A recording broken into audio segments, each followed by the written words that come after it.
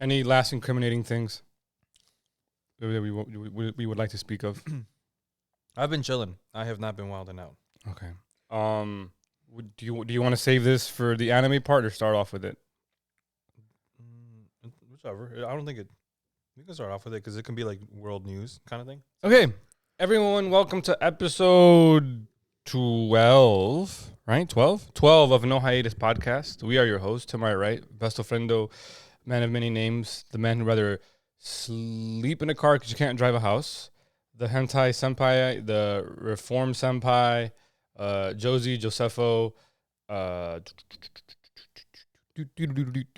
I'm forgetting the rest of the names. Bro, there was one that we came up on this podcast, and I'm forgetting it, and it was fire, too. I have to go back and listen to it and write it down so I can remember. No, I can't. I don't know. No, right? Right? Am I tweaking? All right. I mean, I have great memory for stuff that doesn't matter. Yeah, same. Okay, ¿qué pasó?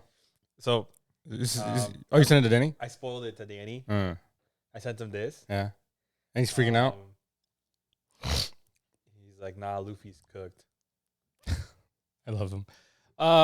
Jose to my right, Josie. I call him Josie or Josefo, in case you guys hear a random name. That doesn't make any sense.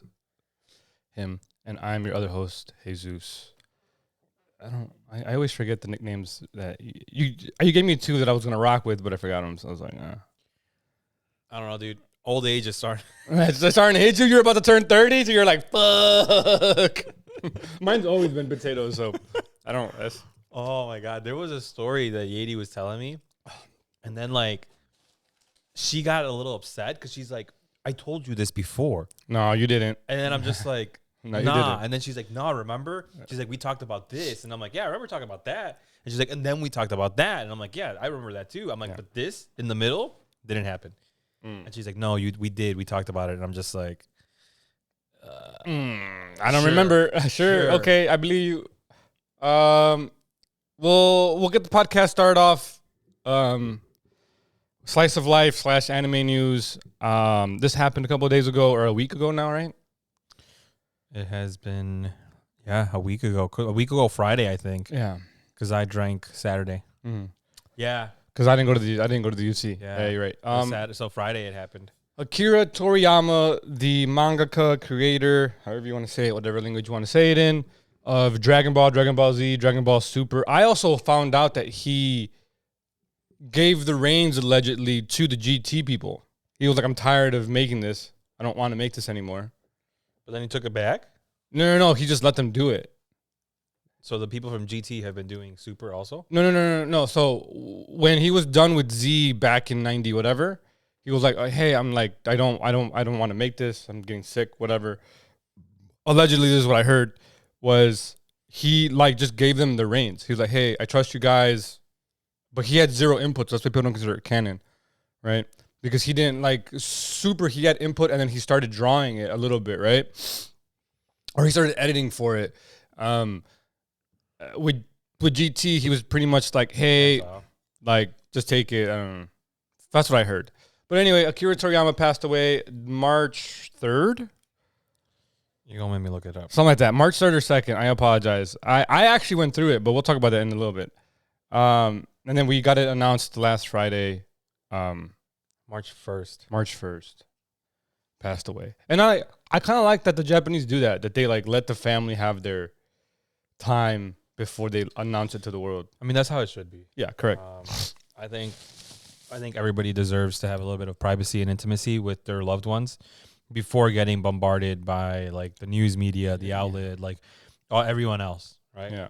So like 2 days, well, technically I guess a day to grieve in private, I think is perfect, and then let the whole world know, because I do think we found out on the 3rd. But. So he passed away. The internet went absolutely nuclear. Dude, it hit PM our time. Like, it was already nighttime for us. Yeah. Like 5, 6 o'clock. It was funny. I was on FaceTime with Emiley, and she was talking to me, and I stopped responding because I thought it was fake, right? So I was surfing through my feed. I was going on TikTok. I was on Twitter. Well, like someone had to have made a YouTube video, so I went on YouTube, and nothing. It was just my Twitter feed was like Akira, the creator of Dragon Ball, Akira Toriyama, has passed away, and then out of nowhere, like 5 minutes passed, and like the official Dragon Ball page of the official Japanese Dragon Ball page announced it, and then the English one copied it, and I was like, oh, it's real. And then a bunch of other Japanese sources started coming out, and I was like, oh, it's really real. And this was like 20 minutes in, and then like I for some reason like was looking at my clock, and I was like, oh, it's 20 minutes in, and it was like there was like 100,000 tweets, and then like an hour in, there was like 700,000 for like Akira and like 400,000 for like Dragon Ball or something. It was like insane, and I was like, that's the impact that man had. That's the impact that man's pen and brain had on the world. That's the impact that man had on the entire country of Mexico, dude. Literally, like everybody, all of the relatives were freaking going crazy over it just because of the fucking chokehold that he had on the country. I think I told you, or I showed you that they were going to be streaming Dragon Ball from Dragon Ball all the way to the current Super on like one channel, just streaming it straight. Yeah. In chronological order, I guess. All the movies too. Yep. It hit me the same way this hit me. A little harder, maybe. Oh, when I point at my neck, my bad. For I was watching on YouTube, I have a Berserk tattoo. So when Kentaro died 2 years ago, that hit me a little bit too. It's weird how these two Japanese men impacted my life, and I've never met them. It's to me, it comes from not having, I guess, a lot to myself. So having to do things by myself, I guess, if that makes sense. Like when I told y'all in the group chat, like when I told y'all I started going to the bookmobile and like picking up those, the I guess the librarian, you can call her, right? Mm-hmm. The librarian that was in charge of the mobile bookmobile, she saw that I was picking up like volumes in order. So what she would do is every week she would make a note as to which ones I picked up, right? So like because Dragon Ball was technically the first manga I ever read, right? Oh, shout out. And she's the one that taught me too. She's like, hey, like these you read from right to left. I'm like, why? And she's like, because they're Japanese. Nippon. I'm like, no, they're not. They're English. No, Nippon. And she's like, no, like these are from Japan, but they're translated to English. So you have to read them the way they do them, which is from right to left. Yep. I'm like, okay, kind of weird, but pop off. Right? Pop off. Yeah. I think I was like 9, dude, like 9 or 8. And then she would purposely like, I would always do 3 because I think the limit was 3. So I would do like 1, 2, 3, right? And then the following week she would reserve 4, 5, 6. Let's go. And the following week she would reserve 7, 8, 9. Like she would do that. Yeah, and she would tell me that she liked doing it because she didn't like Dragon Ball. She didn't even know who Dragon Ball or Goku was, right? But she said, I enjoy kids reading. She's like, I don't care if it's comics. I don't care if it's, picture books. I don't care if it's a freaking, Harry Potter book, right? Mm-hmm. She's like, I just want kids to read. Yeah. She's like, so the amount of enthusiasm, the joy that you have when you come and pick up the new Dragon Balls, she's like, that's what I like about my job. She's like, so she would help me out and do that. But yeah, Dragon Ball was literally the first one. And I think that's the first one I fully read without knowing what I was doing, if that makes sense. Yeah. Like I didn't know that there was a whole nother country that had mangas like this. It's part of its cult, yeah. Like I didn't know Naruto was going on at the same time. I had no idea that Oda was on chapter 50 or 200 of One Piece at the time. Roughly. Like I didn't know any of that, right? Yeah. I was just completely oblivious to myself, just reading Dragon Ball, right? And then when I finished reading Dragon Ball, I asked her, I'm like, what else do you have? And then that's when she showed me. She's like, I don't know, like a lot of kids are picking this up, and it was Naruto, right? And I was like, oh, okay. So she helped me become a weeb, but ultimately it was Dragon Ball that was the initial push of hey, this is what. So you went manga first, then anime? Yeah, dude. Wild. Then that explains a lot about you, actually. And I think we talked about this. Unless you consider Pokemon, Yu-Gi-Oh, anime, which technically by the definition it is, right? So technically I went anime first. Yeah, But in this situation, like hardcore, like Pokemon does have a massive following, but like you know what I'm talking about, right? the issue with Pokemon is I think game first before I think show and books. Me too. Right. With Yu-Gi-Oh, I also think cards first before I think show. Right. When I think anime, I'm thinking anime manga. I'm thinking show book. The creator of Yu-Gi-Oh also passed away last year. I had no idea. I don't think it was that big because no rip on Yu-Gi-Oh, but I don't think Yu-Gi-Oh had the following that we're talking about. Unfortunately, for Dragon Ball. Yeah, I know. I would just bring it up that like we lost. Well, again, Kentaro is subjective because Berserk is a rough story to follow. It is good. But, I mean, we watched the movies, or what did you make me watch? Yeah, the movie, movies, right? Yeah. And that shit was fucking crazy. We lost, and somebody else like Sailor Moon, I think, or somebody else. Oh, I think you're right. The creator of Sailor Moon. Yeah, like we lost like 4 dudes back to back the last 4 years. Just like fuck it. I told my brother, I'm like, somebody's got to keep an eye out on Oda because we've already been talking about how his health is deteriorating. So speaking of health, I'm also glad we're doing this like 12 days after hearing it, because if we would have recorded this that Sunday, I would have absolutely broken down. Yeah, I couldn't. I would have absolutely broken down. So I meaningly got drunk for him, but I had to get that out of my system because it was my entire childhood. Yeah. He died on the Year of the Dragon. That was like poetic, if death can be poetic in a way. Shenron took him, dude. Shenron took how Goku got how he took Goku at the end of GT, and it was. I was talking to. I was watching all these people like, oh my god, like, and I was like, bro, shut the like. I made it worse for myself staying on Twitter for hours after I was supposed to go to sleep and just looking at everyone like post clips of the show, and I was like, fuck you guys, but I can't close the fucking app. It's just. I don't know. I couldn't close the app, and I was just like, yep. I remember watching. I remember the first time I watched Goku say, "Until next time," or "I'll see you." You know, whatever he says at the end. I remember the first time when Z ended, and he was like, "Until next time," and he like flew off. When he did the peace off, dude, and I'm like, oh my god! And then the GT one hit me even harder because he goes to every single person and says bye, and then Shenron takes him, and he like disappears into Shenron or whatever, and I'm like, holy fuck, and I'm just like, damn, bro. Like you really doing this right now?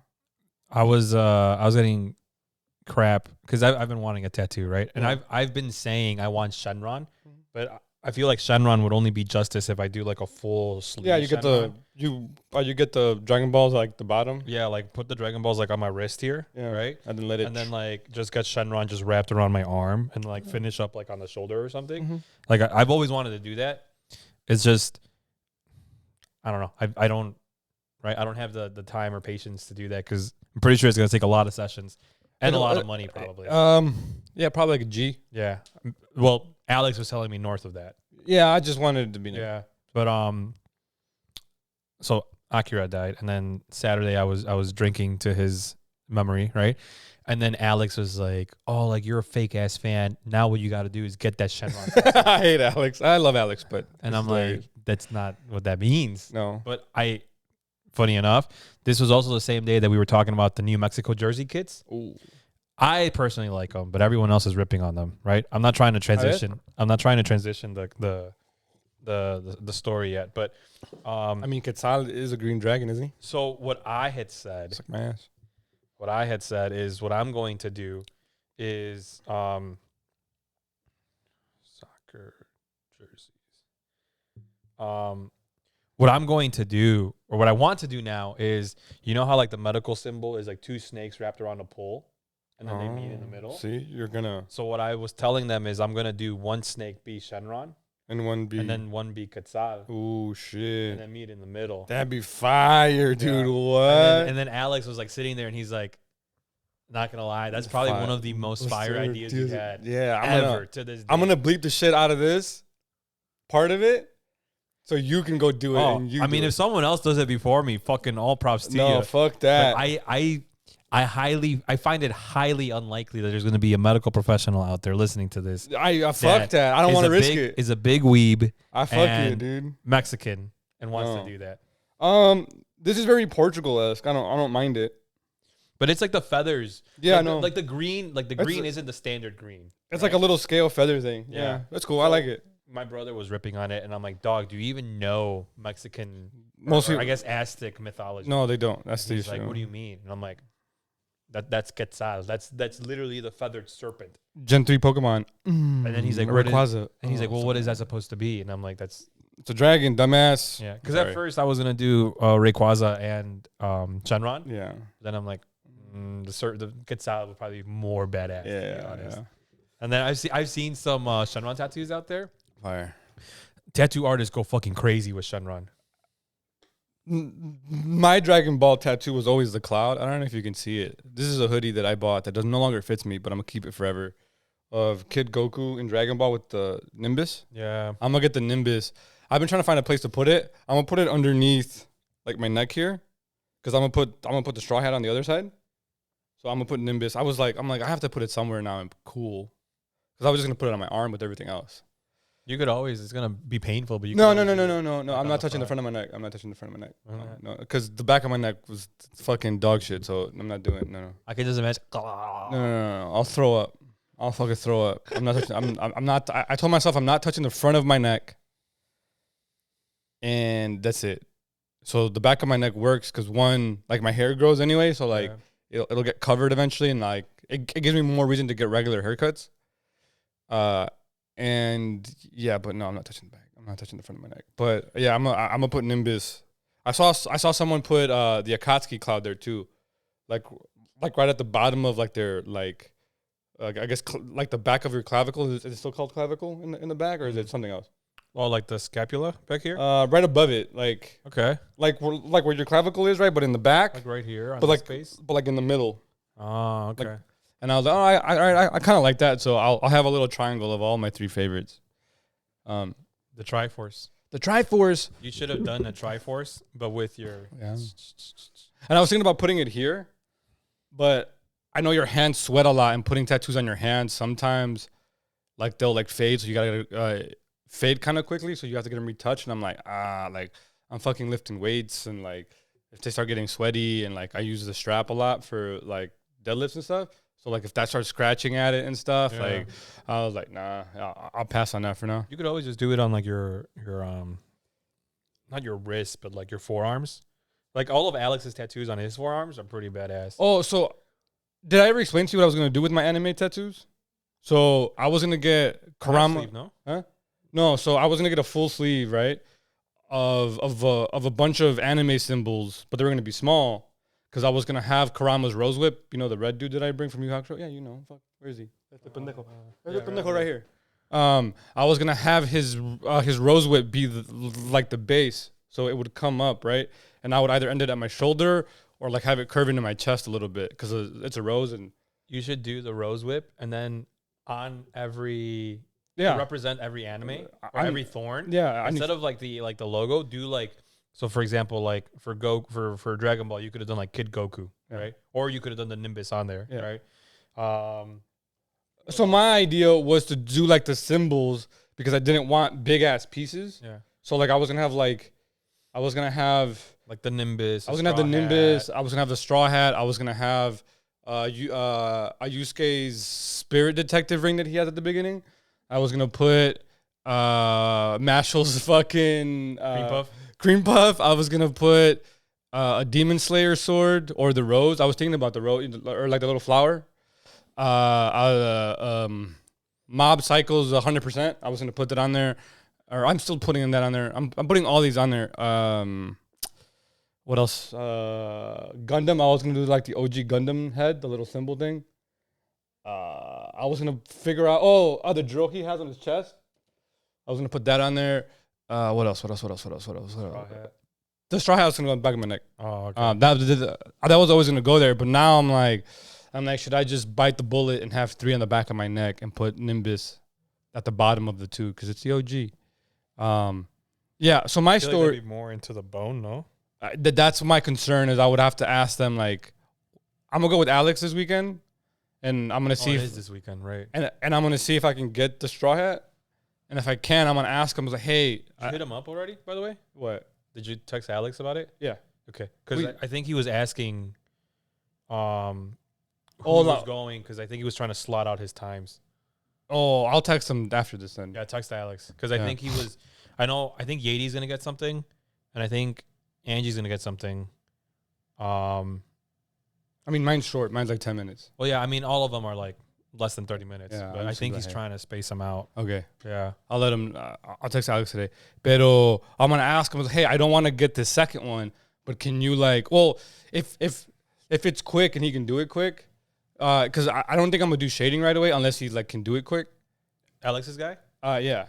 I'm just like, yo, just give me the lines. I'll figure out how to, or I'll see what happens. But I'm gonna say, yo, can you see if it would work? Like, not on my spine, but like in a spot there where it's not too low. Right. But we'll see. I'm not too caught up. I just want to get the straw hat. Pero yeah, dude, my story with Dragon Ball is not as cool as yours actually, because yours is actually kind of cool. I never knew this until you told me until he passed. Pero I've had I don't know. My mom and I talked about this. We were talking about this. We were actually talking about this yesterday. How she was saying, she's like, out of all three, she's like, you're the one that I can't get to shut up. And I'm like, I don't know why that's the case. And then she was kind of like trying to therapize me, because my sister was at the Chicago bar crawl, right? Yeah, this was yesterday. My bad. Yeah, sorry, I said today, but I meant yesterday. You're good. I was confused. My sister was at the bar crawl, and my brother was sleeping, because it's apparently okay to sleep at 9:30 in the morning on a Saturday. No Saturday cartoons, bro. Fuck, right. Dude, that's crazy too. I forgot about that shit. Come on. 7 a.m. until like 10 a.m. or something like that. 3 hours of just cartoons. That's crazy. Cartoons, bro. Kids will never know. No. But it was elite. she was telling me, she's like, I think it's because, she's like, when you grew up, she's like, you grew up alone. She's like, and you just had all these things to tell people, but nobody wanted to listen. She's like, and now that you have people around. Hey, your mom knows. She's what? Like, now that you have people around, she's like, you're probably telling them everything you can, because your childhood trauma is reminding you that when you were growing up, you didn't have anyone to tell anything. So now that you have people around, you want to tell them. Damn, look at and that. She's spot on. I was going to say she's spot on. And then in my head, I'm like, no wonder my stories are like an hour long. Yeah. That's crazy. Look at mom. She hit me with it. And then like. You were like, and? We were watching Prem. My mom and I were watching Prem. She likes watching soccer. She doesn't like know what's going on. A lot of like, the teams or whatever, or like the who's on who, right? But she likes it. But she likes watching it because it's just something to have on TV, right? See. So I'm like, I'm on the couch. I had my coffee like this, right? And I'm like, she's telling me this, and I'm like, I went from this to like putting it between my legs and being like, damn, fuck. What the fuck are we doing on a Saturday morning? Like, damn, like, you know me. Like, what the fuck are we doing on a Saturday morning? And she's like, it's partially my fault. She's like, you were my first kid. I was 21 years old. What the fuck was I supposed to do with a brand new kid? Yeah. She's like, I didn't know what the fuck to do. She's like, we're in a whole new country. She's like, everything is new experiences. She's like, you and I grew up. She's like, you and I learned what to do in this world together, if that makes sense. And then I was just like, fuck, you're really going to make me tear up right now. She's your duo, bro, I tell you. So, yeah. Well, that's why she's also always said, like, if she ever gets old, which hopefully she's like your Jima, right? Where she's just freaking, I'm telling you, dude, she looks good. She looks young. She seems healthy. She seems mobile, right? And again, she doesn't really take care of herself like how you would assume she probably does because of how good she looks at her age. So I'm hoping like, my mom is like that, you know, that at that age, and we're just chilling. But yeah, she's always said, she's like, if I ever get old and you need to put me in a home, she's like, I'd rather you send me back to Mexico and let me die there than put me in a home. She's like, because I do not want to go. She's like, I don't want to go into a home, and I don't want to go with your siblings. So it's either you take care of me or you send me back to Mexico. True. Shout out her. Yeah. But anyways, you were talking about your tattoos. We were talking about no. Hold on. She's like, she's like spot on with that though. I can see that. Yeah. I mean, I didn't. And you also have more to talk about too, because like even just to stay on like the anime cartoons on Saturday, right? Like I'm assuming you did too, but I used to wake up like at 6:30, 45 just to get ready to get like some snacks to watch this shit. I was always the weird kid. Yeah. Growing up, just because I didn't have the same experiences as my counterparts, right? So one of the things that, I guess if we're going to get deep with it, one of the things that I always beefed with my mom when I was younger is when we were in first grade, everybody, all of my classmates were talking about how they remembered when they crossed over from Mexico, right? Like we went by truck, we came by, we crossed the desert, like we did this, we did that, and they were all like sharing their like, their scars from the vaccines.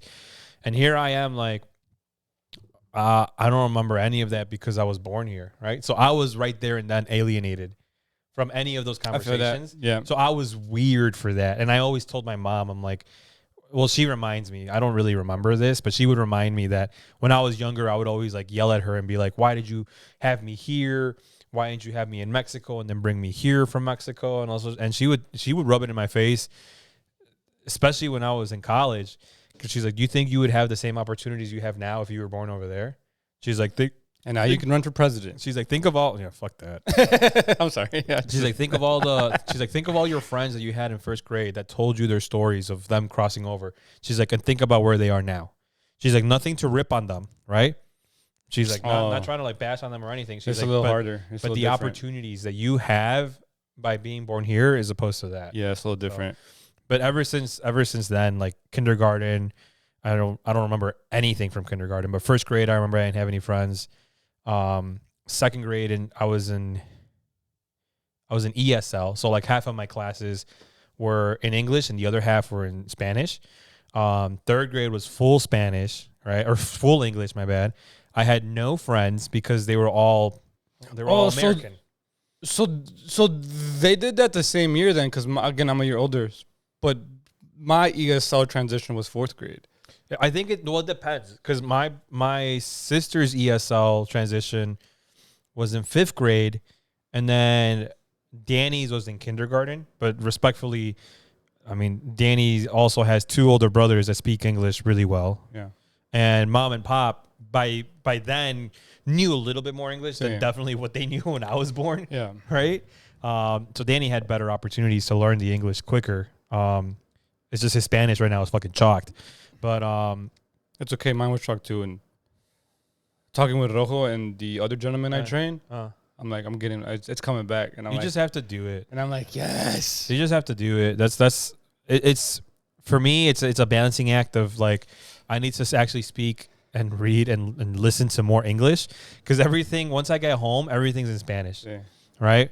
And some of the words I'm forgetting in English because all I do is at work I speak English, but more so Spanish here because of the community that we're at. But when I get home, it's all Spanish, right? But yeah, third grade was all English. I had no friends because I knew none of them, because they all at least went first, second, and third grade together. I knew none of them, right? So I went through like a little, like, I guess, child depression, right? For like 3 months, I wasn't eating anything at school. Damn. Yeah. No bulk. I passed out like 3 times. Shit. Yeah, that I do remember. I had a bunch of runny noses, or bloody noses, my bad. I passed out a bunch of times because I just wasn't eating. And I remember to this day, there was a girl that would make fun of me for not eating. Shout out her. Yeah, shout out her. Thanks for my eating disorder. And then fourth grade, it got a little bit better because that's when some of my friends from ESL came up. So like they were back in my classes. And then fifth grade, I was fine, right? And then middle school, that's when like Chatterbox Jose started developing. And then, I mean, high school, you saw me for all of high school. And then legend, absolute legendary stuff. And then college, and I mean, it was the same, more right? legendary Right. stuff. So college, pharmacy school, all this other shit, like it's all gotten me to where I was. But like the infant, or not the infant, but like the child Jose, 10 years and under, it was rough. It was rough trying to figure shit out.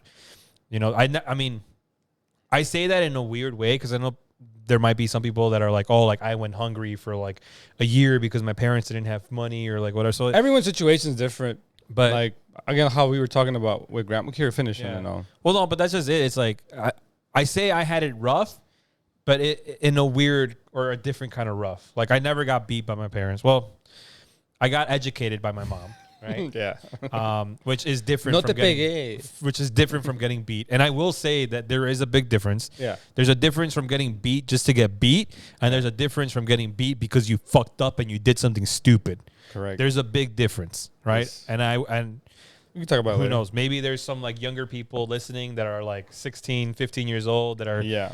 no, that's not, you know. Suck my ass. But yeah, but yeah, I wasn't beat, and I never really went hungry except for when I went through that little depression when I was younger. But yeah, to me, I had it rough comparatively to my other siblings. No, I mean when you're like, I hate you. I hate that we're doing this, but I'll fucking rock. Dude, I blame Akira. Me too. Shout out him, rest in peace. But no, for real though. You know, Yeti said, "Who's Erica?" No. When I said R.I.P. Akira, Yeah. and she's like, "Who's?" At first, she's like, "Who's Arika?" Erika's crazy. She's like, "You mean Erica?" And I'm like, "Shut the fuck up. Give me more tequila." Give me more tequila. That's fucking wild. I gotta fight her next time I see her. I don't know if it was her or someone else, but It was probably Andy. it was wasn't one it? of those people that was Pissed there that off. night. I'll go fight her. I'll fight her. What the fuck was I gonna say? I mean, you had it rough. You can't compare struggles because like every part of the world is different, right? Right. Like, and you don't know. Oh, let me not. You don't know if it's a struggle to them because they don't know any different, right? Yeah. Like my dad didn't know he was fully struggling until he experienced Like the good life. different. Yeah, right. So then he wanted to leave where he was from, right? I tell Right. people like my dad at the time when he was a kid, when he came over at 12 years old, like the rancho that they're from is like, or the ranch, I should say, whatever. If you don't speak Spanish, shout out you, whatever. I mean, you can figure it out. You can figure it out. But when I ranch- kid you not, he the ranch lived. dressing from where's from? The house and bedroom that he lived in, right, was literally 4 like stone walls, you know, like the fucking things, right? Yeah. And then a metal heavy ass door, Right. right? And a metal sheet over it at the Right. time. So when it rained, it sounded like hammers, Yeah. dude. Absolute hammers. And I was like, I thought he was joking, but when I went when I was a kid, I was like, oh, he's not joking. Yeah. And I was like, that's fucking crazy. And it was nicer when I went, so I couldn't imagine how it was back then. I was back then. And I'm like, you just can't compare the struggles because everyone goes through a different struggle. That's the thing. And to compare physical struggles to mental struggles is unfair because most people will always outweigh the physical to the mental. Yeah. That makes sense. Especially in our culture. Yeah. And I'm just like, you could do that if you want. I'm not going to argue with you because I haven't got time for it. Yeah. But you can't do that. Like, it's like, bro, like, I told my dad this when I was younger and like I was working like random jobs and like, or like I guess restaurant jobs. And I was like, "Bob, this is easy." Like I'm like I run track and field and play football and lift heavy ass weight. Right. Like this manual labor stuff. No disrespect, but it's like really easy. Yeah. I'm just bored. And he was like, "What do you mean bored?" And I'm like, "My brain is shutting off and it hurts." Yeah. And it hurts. And he like I couldn't explain this to him. I was like, my brain is literally shutting off and I'm on autopilot and it hurts. Right. And I'm like, not physically hurts, right? But like, I'm like, fuck, I'd literally rather go shiny hunt mindlessly. At the Right. time I wasn't shiny hunting, pero, right? Like comparatively. Right. I'd rather go do whatever the fuck I was doing if I was playing WoW for 10 hours a day. I would much rather do that.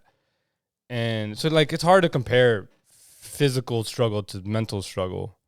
I think they're even. You could make arguments for either way, right? But they're different, right? You can't just be like, oh, because someone lives in a shack the way my dad did, he had it harder than fucking. I was gonna try to bring up one of my family members, but most of them are alcoholics. I found out from grandma. Yeah, that side's rough. That's why I don't hang out with them too much. Shout out them. I love them, but Grandma's nice. yeah. No, they like randomly developed alcoholism later on in life. I think it's because our generation is so used to, or not our generation, our culture, our people are so used to working hard. Like you're engraved into your brain. You have to work hard. If you're not working hard, if you're not exhausted from work, you're not using your body to your full potential. Yeah, which is weird. So I think back then they were like, I'm too tired to even drink, right? Because I'm just working. You know, I have to work 7 days a week, 365 days a year, right? And then they come up here and then they're introduced to, for most, right? Not all, but for most, you're introduced to the 40-hour week, right? Yeah.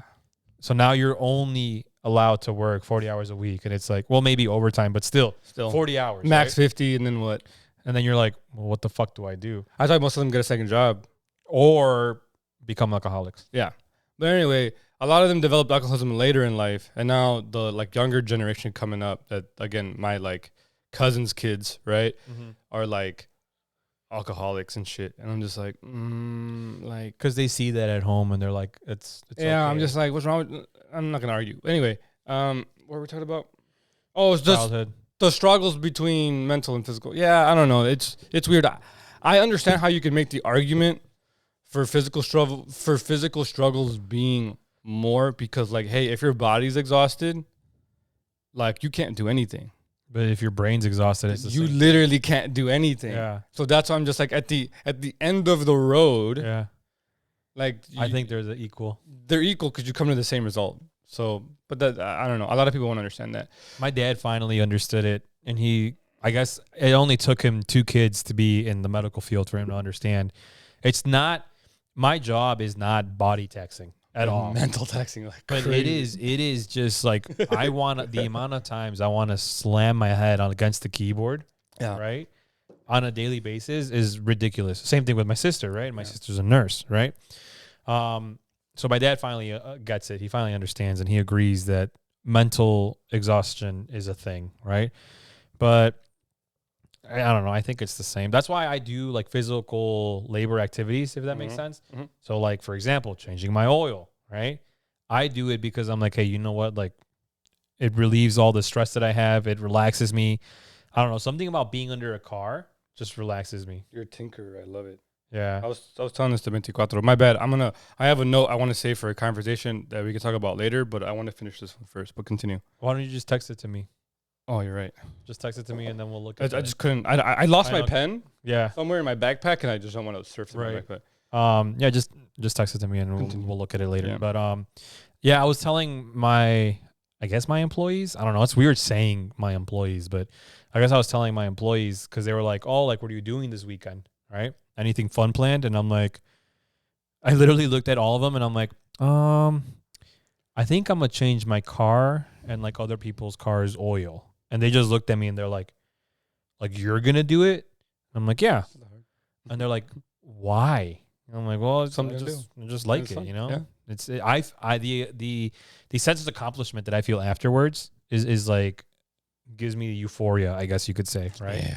Where I'm like, damn, like I am him, right? Himmy Johns, right? Himmy Johns Silver. But yesterday, or not yesterday, 2 days ago, right? Yeah, Friday when I was doing them, and I'm just like laying.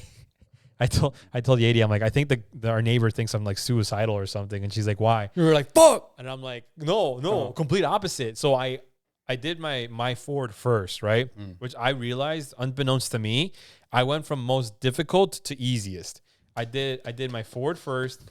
I did Yadi's Nissan, and then the truck, dude. Oh, the truck easy because you could just slide under it, right? No, I didn't even have to lift it. Yeah. I literally just like doink, right? And then with the filter, I just doink. And then I'm like, what the fuck? I'm done. What the fuck? I was literally done in like 20 minutes. But yeah, when I was doing the Ford, I had the Ford jacked up, right? And I am laying on the ground like this. Oh. Underneath the car. It's peace, isn't it? And then, well, the heat from the engine too. I don't know. Like, again, weird, I guess, right? But the heat from the engine, because it's cooling off and all this, and I'm just like laying under the car. You're a tinker, bro. I love it. And I'm just like, and then my neighbor walked. He like double ticked. He did a double take to I guess make sure I wasn't crushed under my car. Yeah. But yeah, I'm just literally on the ground, spread wide open, doing the oil change. I don't know. It was peaceful to me though, I love it. because Yeti was inside. I was listening to my music, and then it was like 4 o'clock on a Friday afternoon, and it was beautiful outside. And I'm just like, this is the life. Yeah. So, but yeah. Mental struggles growing up. I started anime first. I didn't know the books existed till I got to high school. That's crazy. Yeah, I didn't know. Yeah, so I'll loop you around. I started watching Dragon Ball. I want to run up and get it, but I don't want to go back to edit the pod. I started Dragon Ball and Pokemon kind of at the same time. I don't know which one came first, right? The reason watching. The reason why I say, for me, Pokemon's more of the video game is, oddly enough, I had the video games before I watched Pokemon. I watched Pokemon, like I did it backwards. I did everything backwards. Weird. Yeah. I think that's just my life and how it works. I have to do everything like backwards. I don't know. I think that's maybe like foreshadowing things in the future too, but I don't know. Whatever. We'll find out. But I watched Dragon Ball and Pokemon first Saturdays, like everybody else did. And then I got to high school and found out manga in our high school library, and they had Naruto. So I was like, that was my first manga, actually. Sorry. Huh? I'm sorry. No, I mean, like that first, 10 volumes are fucking... Kishimoto was on it. It was beautiful. Until you find out that he nerfs every woman he creates. I know, fine. Anyway, not the point. I'm not here arguing with that. But for me, Dragon Ball, again, like I said, it's not my number one in terms of like, if I'm ranking them and you're asking me to rank them, right? Right. It's not number one because there are story faults. I said this in the last episode, right? Just because I love it so much and it is number one in my heart doesn't make it number one on my list, right? Like, it's not even, I don't even think it's top 10 if I like go that far. But the nostalgia, the family, I told you how one of my cousins died and we used to share our PlayStation games, PlayStation 2. I still have Budokai 3 upstairs. I was going to bring it. Fuck, that's what I forgot, right? But I was going to bring it, and I will get buried or cremated with that game. And this sweater. But my cousin who passed away returned the game to us because we were still living in this house. And I remember I visually, like my memory's dog shit except for certain specific events. I remember him knocking on our door, me opening it, seeing his face, and him wanting to hand me the game and leave. And he used to like this Dole pineapple orange juice. I don't know if you ever had it or seen it. Yeah. He used to love that shit. It was like crack in the 80s for him. And my mom used to buy it because I liked it and he liked it. But she had bought some and I just didn't touch it for whatever reason. And I was like, oh, hey, like I have the juice. So he walked in and we talked for a little bit. And then he goes home. Christmas passes, 2 days pass. I see him on Christmas and he dies. And the last thing I remember, actually, no, he handed me the game, before Christmas. Anyway, that's the last time I remember seeing him because we go to my mom's side for Christmas. So I'm like, all right, cool. And like, I will always keep that game. And that's why Dragon Ball has a special kind of, like, to this day walk by that door and I'm like, yeah, like it's like I can see him, like literally, like I can draw it, and it's fucking crazy, and that's why Dragon Ball has a special place in my heart because like all of us, him who passed away, the one above me, they're both above me in terms of age, and then me. You've met him, Fern and Danny, or you've met Fern or seen him, whatever, it doesn't matter. I remember Fern from high school. Yeah, and I don't think I've ever met Danny. No, he was a senior when I was a freshman. So yeah, no, I've never met Danny then. But I remember Fern.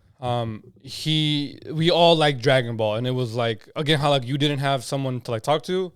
I didn't have friends except for those three motherfuckers. Yeah, those are my three people that I can go nerd out about with, and we used to draw Dragon Ball characters and different versions of Super Saiyans and shit.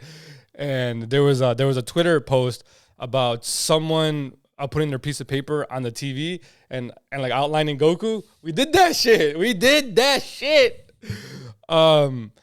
I was like, fuck. Again, I made it worse for myself, right? I just kept scrolling. And again, there was over like 1.2, 1.3 million Twitter tweets, X posts, whatever the fuck they were. And I was just going through all of them, and I was like, we did that, we did that, we did that, we fucking drew, we Kamehameha, we Super Saiyan, whatever the fuck, and we played Budokai and all this shit and blah blah. The story goes on, right? And I'm just like, we did all that, and now we're old as fuck, and obviously Ruben's not here, but yeah, dude, I was like, fuck, like we literally like the last time I saw him, he handed me that video game. He drank that juice, walked out, and then again, we go to the other family for Christmas, so I didn't see him, and then he passed away, and then I saw him in a casket. And I was like, Dragon Ball will forever be number one. One, because I like it, right? Like, I genuinely like it. Right. But that connection we had because of it, undefeated. The reason why, like, my cousin Fern started going to the gym, I started going to the gym. Is because you wanted to look like Goku. Exactly. Everybody wants to look like Goku. And because of our height difference, I was Goku, he was Vegeta. But then, like, our cousin Danny's there, so because of our height difference, I'm Broly, he's Goku, and Fern's Vegeta, and it just worked. It was peace, and it worked. And I was like, that's why Broly's my favorite, right? Because I was always like the odd one out and like the quiet one, and Danny was always naturally good at everything. Yeah. Like, this man picked up like, he can do whatever. Yeah, he can work on cars. He's built floors. I told you how when now that Bentecota's moving, like, he like redid their kitchen floor, like this nice ass fucking recently thing. You told me, yeah, like he did that on his woodwork, right? Yeah, woodwork. He can do whatever. He's like again, like Goku, just naturally good at shit. Like, weird, absolutely weird. But it just worked. It literally just, that was us three. Why Ruben had to get taken away at 18, who knows, right? I don't know. But that's Dragon Ball, and that's why, like, it will always be number one right here in my heart. I'm pointing at it for those listening in the audio, but it just not that good of a story as a whole, right? Like, you just can't be biased to it. Like, it's not better than fucking Berserk. It's not better than One Piece.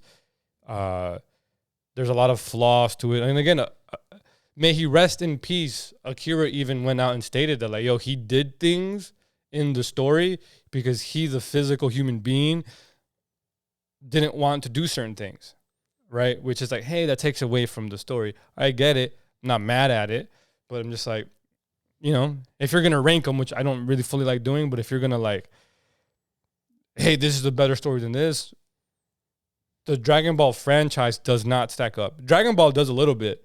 Like, I like the OG, but Z goes GT, Super, a lot of, but it's all right. I'm not mad at it. May he rest in peace. Again, it connected. This is something I'll say.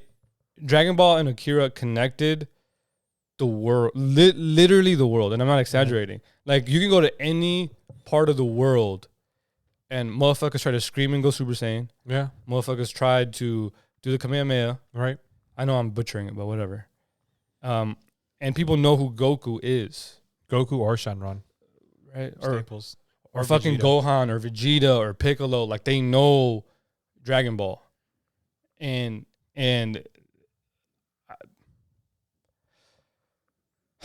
I don't want to be too, I don't know if this is an exaggeration. I could be wrong, but there hasn't been something that connects literally the world, and I don't know if there ever will be again. I could be wrong, because, like, we can die and something can come up, right? So so we'll never know, right? But in our lifetime, I don't think there'll ever be something like Dragon Ball that literally, again, connects Mexicans, white people, black people, Indians, Asians, everybody, Middle Eastern, all shades of brown. I'm just going to say that, include everybody, right? Like, I don't think we'll ever have something like that just connected everybody. Like, we universally agreed Dragon Ball, that's it. Right. Like, nothing else. Like, Dragon Ball was what we all agree upon. Right. You can like water, you can like coffee, you can like tea, you can like soda, you can like IPAs, wine, but Dragon Ball was a thing we all motherfucking agreed on. And even if you didn't like it, you'd at least acknowledge you acknowledged it. That's what I'm saying. Like, we just like, we're like, yeah, fuck it. Or you knew someone that was really into it. And I'm just like, I don't think we'll ever have that. I could be wrong, right? At least in our lifetime, I don't think we'll ever have that. Because I'm like, One Piece is too long. Basketball has a height requirement. Soccer, maybe soccer, right? I mean, people. The thing is there's too much time in between. You have the World Cup every 4 years. Yeah. If you had the World Cup every 2, maybe Fire. right? But every 4 years, I don't know. It doesn't unite that many people. Yeah. But even when it does happen every 4 years, there's a shit ton of people. The people that watch it on TV, right? I don't know if you remember or if you saw the statistic, but it was like the amount of people that streamed the World Cup final. Oh, Was like 3.3 billion or something like that. yeah, unreal. Comparative to like the Super Bowl, which was like I think like 500 million or something. So, But and just think of how many people are in the world too. other than Dragon Ball and football or soccer, wherever part of the world you come from, it's like that's it. Yeah, And even soccer is more like country based. it is country based. Like, hey, I It's not support worldwide. Yeah, like I support Mexico, the US, and occasionally any Latin American team after one of those two teams is out. I usually go from Mexico straight into Japan, Korea if they're still in. Right. And then that's about it. Like I saw sorry Europe teams except for Spain cuz obviously genetics. Everybody else can go suck ass. So that's it, right? Right. But I'm like, and that's why I think Dragon Ball is so special because it's like, yo, this little Japanese man, I'm assuming he's little, I don't know, right? Whatever. Made this thing, and everyone in the world, in every profession, not everyone, but there's people all over the world that understand Dragon Ball, and that's it. Like, hey, we agree that this is the metric for inspiration for the struggle and to rise above it. And I'm like, yeah, fuck it. Why not? I don't know. It was funny. I was thinking about saying something more eloquent, and then I didn't want to, so I threw it out of my brain. But, man, I don't know. Shout out Akira Toriyama. Shout out Toyotaro. Shout out Akira's family. Prayers and blessings up to them, because it's probably tough losing a dad and a husband and an uncle. I don't know how much other family he had and shit. Mm-hmm. But, yeah, man, rest in peace. Thank you. Obviously, you won't hear it. But this little guy right here changed the world. I don't know how, but he did. And it was crazy seeing everyone come out and like share their like connection to it. I was just like, it's so sad. But anything else? Any last words on Dragon Ball, Dragon Ball Z, Super? He was 5'8". He was 5'8". Okay, so not that little. Not ginormous, but Right. not little. Right. Still though, right? You know what I mean? Not 6 feet tall. Yeah. Nah, dude. Right? It's sad, but Dude, I cried at night. Again, I was looking at all the again, like I said, right? And like I was like, I like shed some tears, and I was like, man, fuck this. this was the first news that my brother didn't ruin to me, only because he doesn't know who Akira was. Yeah. He had no idea who that was, so he didn't even ruin it to me. And then when I posted that on my social medias, Bro, that I your was, like, fucking drinking. post hit me, dude. I was like, man, fuck you. When I posted that, my brother was like, "Who's that?" And I'm like, "The creator of Dragon Ball." Fuck is wrong with you? He's like, "Oh, he's dead." And I'm like, "Son of a bitch, Danny. Go somewhere else before I say something fucking." That I don't want to say. Yeah. Yeah, that shit hit me. Again, Berserk hit me too, because at least Dragon Ball at some point finished. I know Super's continuing, right? Yeah. Allegedly, But his son's gonna take over. But it's different, right? Right. Oh, my bad. We didn't mention this.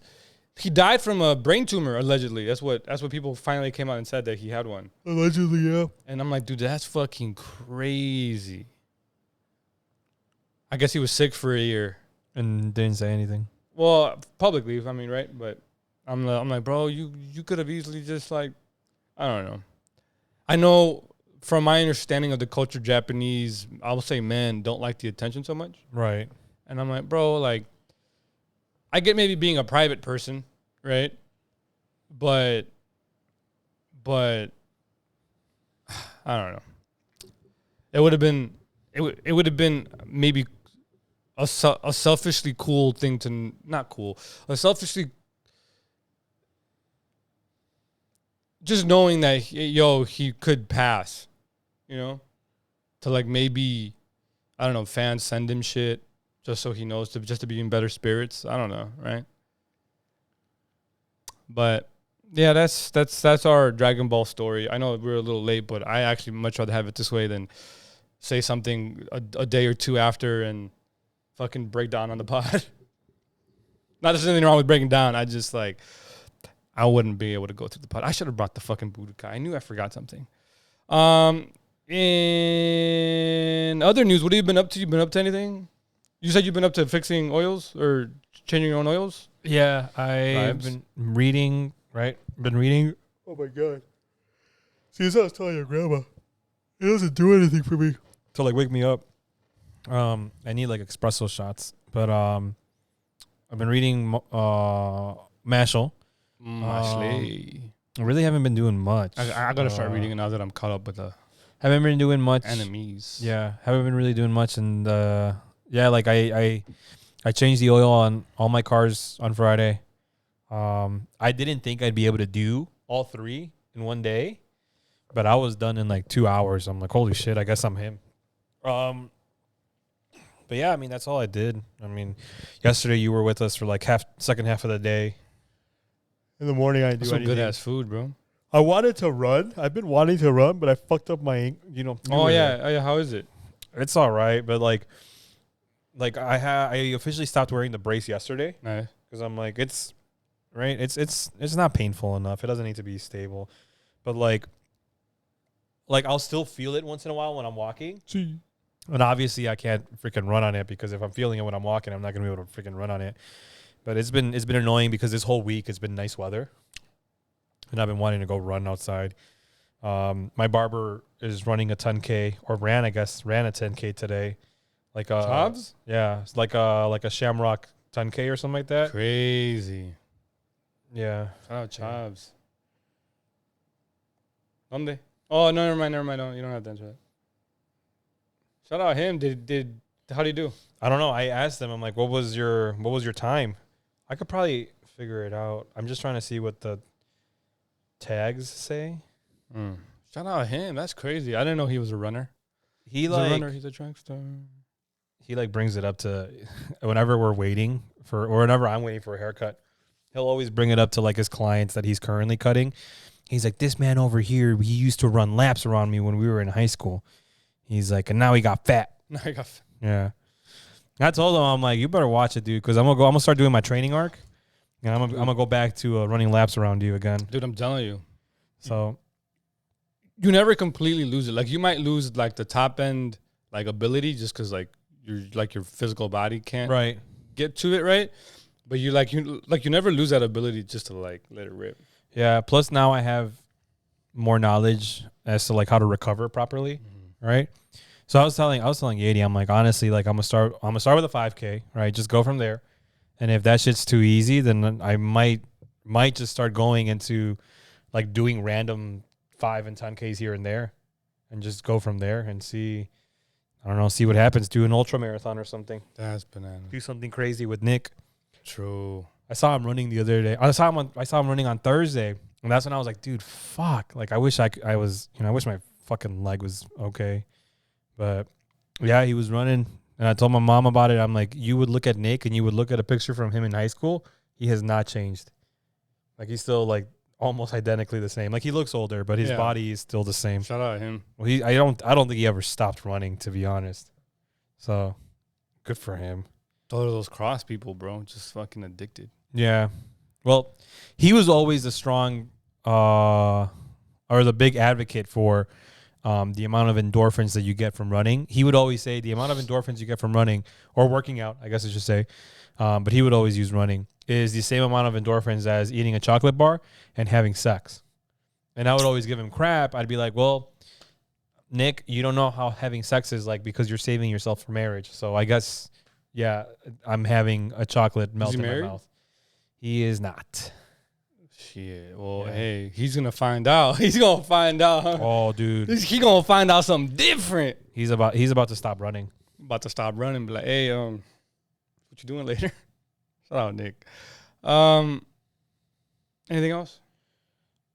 Just the mechanical? Just the mechanic stuff. I've been looking more into like how I'm gonna do the garage. Ooh, the garage. Yeah, I don't know. Like, part of me wants to do those DIY kits by myself, but at the same time, I'm like, I don't know if it's gonna look good. But then I'm like, respectfully, in the area that we're at, it doesn't have to be perfect. You know, it just looks nice. Nice. What about you? I'm fully 100% not sick anymore. I know I said this last episode, but now I'm like 99.9%. yeah. So I've been eating regularly. A lot of people said that I gained all the weight back that I lost.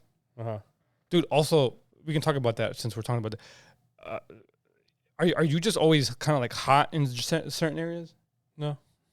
Oh, it could just be a me thing. I'm just always uncomfortable.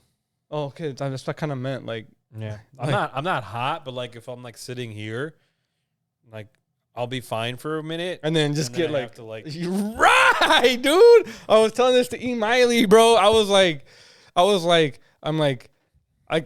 I have the goal to do a show and like get and gain all this muscle and weight and shit, right? Right. But I'm like, no one told me that like the back of my TMI, but the back of my sack sticks to my newfound thigh meat, right? And then I have this weird separation of like testicles and sack, in like the back of my scrotum attaches to my thigh, and then my sack is like my balls is be hanging out, and it's like the most uncomfortable thing, dude. Like fuck, I used to not have thighs and not have this problem. That always happens to me at work. So I have to lunge and like I have to like make sure like no one's looking. Because, I mean, obviously I can't pick at my nuts in front of work, yeah. Right? But what I'll do is, like, I'll lunge and I'll pretend like I'm stretching just to free up the nuts. Dude, that's what I told her. I'm like, I've had to lunge more being north of 210 than I ever have in my life. Yeah. I have to lunge a lot because my nuts get stuck to... Damn, I thought it was just me, bro. I was going to be like, man, something wrong with me. But, yeah, I've been back at the gym. I feel stronger. I'm doubling up. This is my first week doubling up with work. You feel better? Actually, I don't feel bad. Yeah. Do you feel faster? What do you mean? You said you felt better, right? Yeah. Do you feel faster? Kind of. And you said you felt stronger? Yeah. Damn, BFS is working. It's working. Shout out to them. No, that was a horrible program. But anyway, shout out. Program from 2010. I'm doubling up work now.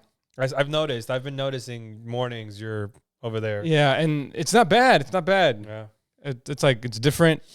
I'm only training people from 4 to 5 or 5 to 6 depending on when I get out. Oh. And it's not bad. It's working out pretty well. I can handle that, and in the gym, I just noticed that I like around like 9:30, my body's like, hey, you gotta get ready to go to bed, bro, because you've been up since 7 versus being up at like 8, 9. Yeah, 8, 9.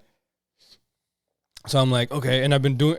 I did notice my cardio is a little bit better because now I'm walking. Yeah, and so like my theory was kind of right where I was like, my cardio took a shit after I left the other job, right? Because I wasn't just standing or walking as much, right? And I wasn't getting my 10,000 steps in, and I've been getting on average the last week 12 and a half. And I'm like, dude, I just feel better. Right. And I'm like, fuck, I was right. So that's what my mom's been saying. She's like, once your ankle starts healing up, she's like, obviously don't go fucking run on it because it's probably still gonna be bad. She's like, just go for a walk. Yeah. Just go for like a 30-minute hour walk, whatever time you got. Just go. She's like, you literally have the park across your street. Just go fucking go to the park and walk.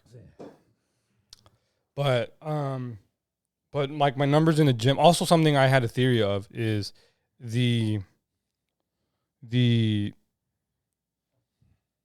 I don't know.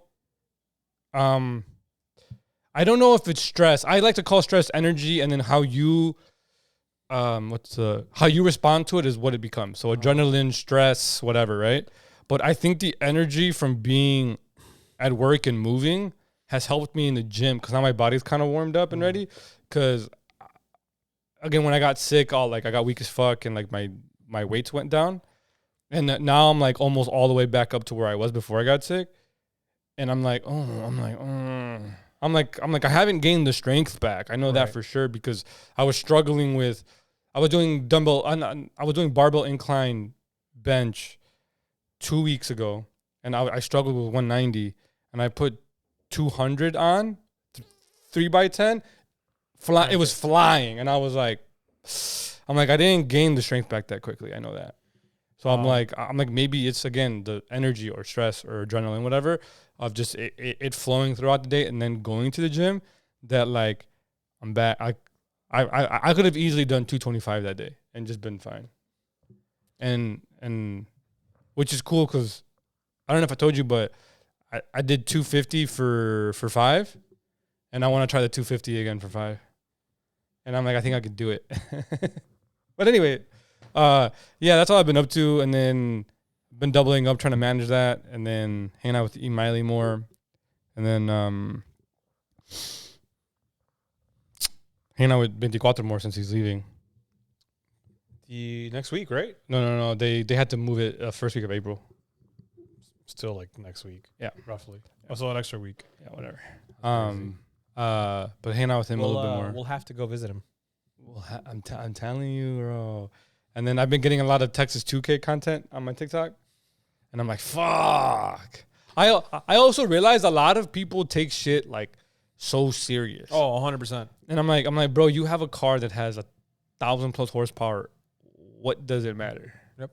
I'm like, bro, I would just want that car. You can't drive it in the street. You can't. So it's like you're only going to show it off at the drag strip. Right, that's what I'm saying. Yeah, I didn't know Texas 2K was a thing until I started getting TikToks for it. Maybe because we're friends. Yeah, the algorithming. Algorithms. I hate algorithms, but go on. But yeah, I've been getting a lot of that shit, and I'm like, holy fuck. And then this morning I saw one of them doing the drag race. I'm like, that is some Texas shit. If I've ever seen some Texas shit, that is some Texas shit right there. So, again, if it wasn't so stinking hot, I'd go. Telling you. But the summers, I know I'm going to fucking be miserable. How you're miserable here in the winters, I'm going to be like that in the summer. Damn, Sag. Yeah. Edge. Yeah. That's literally going to be me. Bitching about how it's fucking hot. I was explaining to one of the dudes who works with me at my old job. Right. He does security for like the city clubs. And so he always tells me stories about who he sees and what motherfuckers are doing. That's why I don't sports bet. That's why literally I don't sports bet. Right? But we were talking about it, and Can you imagine being a security and then you fucking see like Giannis going into a club and be like, "Hey, bro, I got you dropping 30 tomorrow. Dropping 30. I need you to go home right now." But anyway, we were talking about why I came back and potentially moving, right? Right. And he made the argument of the 4 seasons, right? And I'm like, nah, I was like, bro, like I've lived here long enough, and like my issue with 4 seasons is we get the extreme of all 4. Yeah. Right. We get the extreme hot, right? Like in the summer. It can get triple digits for like 2 days, right? And it's humid as fuck. Right. It's the humidity that people don't like. Right. And then we get 2 to 3 days of rain. Obviously, that might not be like Seattle where it's like 2 weeks, right? But still. Right. And then like in the winters, we don't see the sun for like 2 or 3 months. Or we get below zero weather. Or Or your car doesn't want to start. Or motherfucking it's a blizzard. We haven't had like crazy snow in a couple of years, but still, right? Which I'm so upset because I was so ready to work the truck out in the fucking winter. And no. Only for there to be no winters. Right.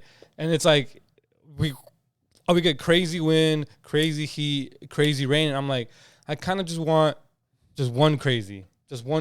And if it's crazy heat or I can just be in fucking shorts and walk around the house, give me that. Give me that again, I don't know what it'll be like living it daily, so I don't have the answer to that. But am I tired of like, damn, I got to prepare for crazy 1 of 2 to 3 possibilities? A little bit. And I was telling them, I was like, the 4 seasons are cool, but the fact that we get the extremes of all 4 seasons is annoying as fuck. So it's not really it's not a negative, but it's also not a positive all the way. It's like a neutral. Mm-hmm. And a lot of people sell 4 seasons as being a positive, and I'm like, they can be, yeah. Right. I'm not saying that it's complete dog shit, but again, when you go from 70 degrees one day to 30 degrees in 2 days, and like there was like little drops of snow this morning. There was little flurries when I was about to come over here. And I'm like, again, we're still in winter, right? Technically. But San Antonio, or Texas, I guess I should say. I think it's 80 right now. Fight you. Yeah, it's 81 in Orlando. 68 is 70 in Houston, San Antonio. Orlando Magic. And 60 in Phoenix. I have all the places that I've liked and I've been to, or Tokyo that I want to go to, saved. And I'm like, bro, like imagine that, right? Imagine that. And I'm just like, I don't know. And I'm like, again, I don't hate it here. I just like, I don't find a lot of pros that outweigh the cons. But anyway, that's all I've been up to. I've been getting more into my lineage and trying to buy tools and stuff and fix things. We're gonna have to fix those things actually. What things? The doors. We got it. And then I'm probably gonna have to buy the actual part for the car, the actual fin, because like I was looking at it yesterday, and I'm gonna have to like take the rest of the fin that's on there. I'm gonna have to take it off the actual like tech part, and then I'm gonna have to find a way to glue the tech part to like this like. Just get 3M tape. Okay, so like 3M double-sided. Yeah, I was gonna try that and see, but if that didn't work, I was just gonna buy the actual fin. But the actual fin's like, it's not a lot of money, but I'm just like, fuck. It's for the dumbass reason that like my garage door didn't go all the way up. I mean, do you use the radio? It doesn't affect the radio actually at all. What is that for then? Well, no, I'm saying like my radio still works. No, but like AM, FM. Yeah, that's what I'm saying. Oh, But like it didn't fuck it. Is what I'm saying. so it just looks bad. Yeah. Because I thought it was gonna fuck it, right? And it didn't fuck it, so I'm like, all right, cool. Like, again, the replacement fin cover was like $12. I was like, cool, like I'll just replace it. But then I looked into it, I'm like, fuck, I might have to find a way to like make sure it's stable in there so it's not fucking wiggling around, or I'm gonna have to spend like $130 to buy the whole kit. And I'm like, I don't want to spend $130 on buying the whole kit. So I'm gonna try to make it work. And then after I do that, I'm gonna spend some serious time looking into a replacement front bumper. And I will be going to your mechanic shop for that. My mechanic shop? Yeah. Because the Ortiz specialty mechanic. I saw a YouTube video on it, and you can do it without removing the tire, but removing the tire makes it a lot easier. So I'm just like, fuck. That's how I was with my front bumper on my car. So I'm like, I also say fuck Ford because they make everything so fucking complicated on that car. yeah. So I will be over there one weekend whenever I get to that, and we will be tinkering away. I like tinkering. But yeah, that's it. That's all. Gives me time to give it a wash and polish it for you. See, make it super shiny. Yes. Make all the panties drop. Yes. Hopefully. But I've been actually getting into bike content a lot more and purchasing bike equipment. That ship has sailed for me. Yeah, that ship has sailed. My bad. Yeah. Ship has sailed. Yeah. That ship has sailed for me. For me, no, just because I actually genuinely like the idea of it. Usually you have the Audacity or Audio City or whatever out Mm-hmm. display, and I didn't see it, and I'm like, we've been recording, right? Yeah, my fault. I see the little dot underneath it, so we're good. I was panic for a second. Fuck, dude. Imagine. We're not redoing that. No, I made sure that at least the OBS I can take the audio from the OBS. Yeah. It's just a pain. So I do both. Yeah, I've been doing more research on as to just what equipment I need. Right. And a lot of people that I've found say buy the equipment first. So when you go take the course, you already have your equipment and don't have to use somebody else's. And then once you get your bike, you already have your equipment. Like you can go from your class straight into buying a bike. Pretty much. Kind of thing. Yeah, pretty much. And actually you can buy the bike without having your license. But again, if you get caught, it's pretty much Jeech. And I'm like, all right, cool. So equipment, either purchase a cheap bike, right? And learn how to ride it safely and then go get, well, there's no course is the other issue around us. I don't know if I told you, but yeah, you told me that they're all gone. They fucking axed everything. Right. So I was like, well, fuck that. But if we do move and we move where we're talking about moving, they have courses everywhere. So I'm like, oh, I bet I can just get it over there. And I was talking to 24 and I was like, maybe God doesn't want me to get the bike here because God knows that like he's gonna hate the winter when you can't drive it. And he's just gonna be looking at the helmet all day. So he's like, just get it over there. And I'm like, that might be the reason or logic. Because I'm like, bro, fuck. It'd just be so much. Again, I drive by myself most of the time anyway, right?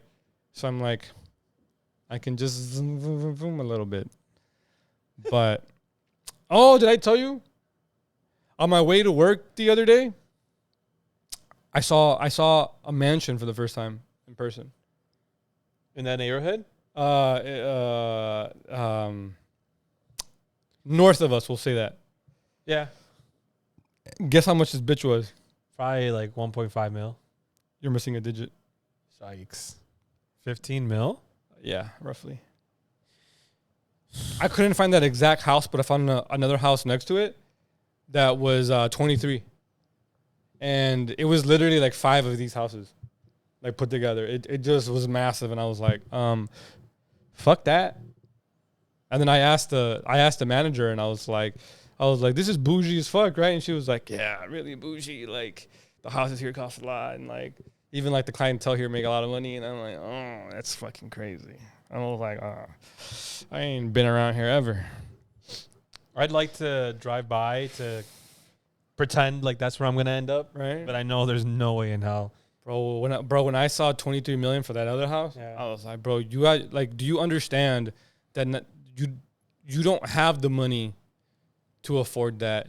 You make the money to afford that, right? It's like, hey, like you have to make millions a year to stay there. Yep. Which means you're making millions a year to be there. I wanted to buy the Jordan house because it's still for sale. Yeah, because no one wants to buy that shit. And then, well, mainly because in the contract, they said that if you buy the Jordan house, you also get every Jordan to release from here on out for the rest of your life of owning that house. Mm-hmm. You get them for free. Oh, damn. Yeah, and I think you get some retros too, because somebody was like, oh, like why don't you just buy the house and sell the Jordans to make up for the house? And people were like, there's no way in hell that all that collection of Jordans is going to add up to, I think they dropped it to like, at first I think it was going for like 25 mil, but I think now they dropped it to like 19 or 18 mil. No. Right. I mean, you can find someone crazy that'll probably pay $1 million for the entire collection. Right? But no, that's not going to cover the rest. But that's all I've been up to. That blew my mind though, for real. Because again, I've seen big houses, right? But when I tell you this took up like from like the corner house to like 2 houses down of like land, that's how much it took up. That's crazy. And I was like, oh, I've seen them in videos, online, that shit, but never in person. I've seen big houses that were like 3 of these, right? But that thing was massive, and I was like, whoever lives there, shout out you. I don't know how you afford that. OF, bro. Probably. What else? We've been playing Helldivers. I've been wanting to get it. Bro, it's fun. I'm seeing a lot more content for it. Again, I think it's the algorithm, right? It's funny as shit is what it is. Me and Junior have been recording a lot, and we have so much content. We just got to edit it. And it's fucking... It's... You good? Yeah, I'm good. No kidding. Slipped a little tequila in this. What? Nice. But yeah, Helldivers is fun as fuck. Me and Bendigo have been playing it. It's fun with a bunch of people. Yeah. Cause we're literally just talking shit most of the time. We've been doing that. I think that's it. Yeah, that's it. Yeah. And what else has been happening? Oh, officially happened yesterday. The Bears let go of Justin Fields. We talked a little bit about this last night. Yeah. When it happened, because it literally happened while we were together. Mm-hmm. It's a bittersweet goodbye, Mm-hmm. I love Justin. I think Justin could have been him. I think there could have been great things happening if the organization knew what the fuck they were doing. I've said this before, and I will always sit on that soapbox. The Bears organization just fucking sucks, right? Mm-hmm. You can't blame it on the team. You can't blame it on the players. you can't blame it on anyone except for the fucking whole organization. Like, it's just, I don't know. To me, it's like, I don't know. We've been here where we've had good players, and instead of keeping them and building around them or bringing tools to help them, we come to the end of their contract and we're like, hey, yo, you know what? Peace out, bro. Thank you for all your help. Look at Monto. Yeah. How many fucking touchdowns does Montgomery have with the Lions? Bro, this season alone? Bro, the fucking Lions going to Super Bowl. I'm not saying they will. I'm not saying they will. But can they? Yes. I'm just tired of always rebuilding. I don't know. Like, I'm sick and tired of Chicago always being like that. Right? Mm-hmm. I'm not a Cubs fan, but I know the Cubs had to rebuild for 109 years. Right? Or how long was their streak before? 100 and something. 108, 109. Right? I know the Sox are doing good. Or not bad. They were good, and then they did shit, according to my sister. I don't know. I don't follow baseball like that. Hockey, I know they won the Stanley Cup. What? Like, 3? Like, but when we were in high school, I think. Yeah, right? it was, so they were going nuclear. And then now they're just like mid, I guess. I mean, you're not gonna 3, 5, 10 Pete, right? I get that. The Patriots were rare where they lasted 20 years. Most dynasties die after the third one. But it's just, I don't know. To me, it's like, I don't know. We've never been on a good run, but I think it's so bittersweet in that I hate that it happened, but I love it for Justin going to the Steelers. I think he can learn a lot from Russ and Tomlin. That's why I like it. I think that's why they did it. I think that's why they did Russ, Justin, because like I guess the rumor was always Steelers. So Justin? Yeah. Okay. I mean, I knew they were going to need a quarterback. The minute they let go of Mitch, I'm like, oh, they need a fucking quarterback. From what I understand, is no one wanted him as a starter because he needs time to develop. Which is, yes. Right? Atlanta wasn't going to do it because they're paying Kirko too much. Right. And they were going to have to pay Justin if they picked up his fifth-year option, right? A lot. So you can't pay two, right? And from what I understand was Pittsburgh getting Russ on a 1-year, like, $2 million contract or some shit was, hey, start for us and then teach our backup quarterback how to play, right? And from my understanding is Kenny Pickett didn't want to be the backup again. No. So they traded his dumbass.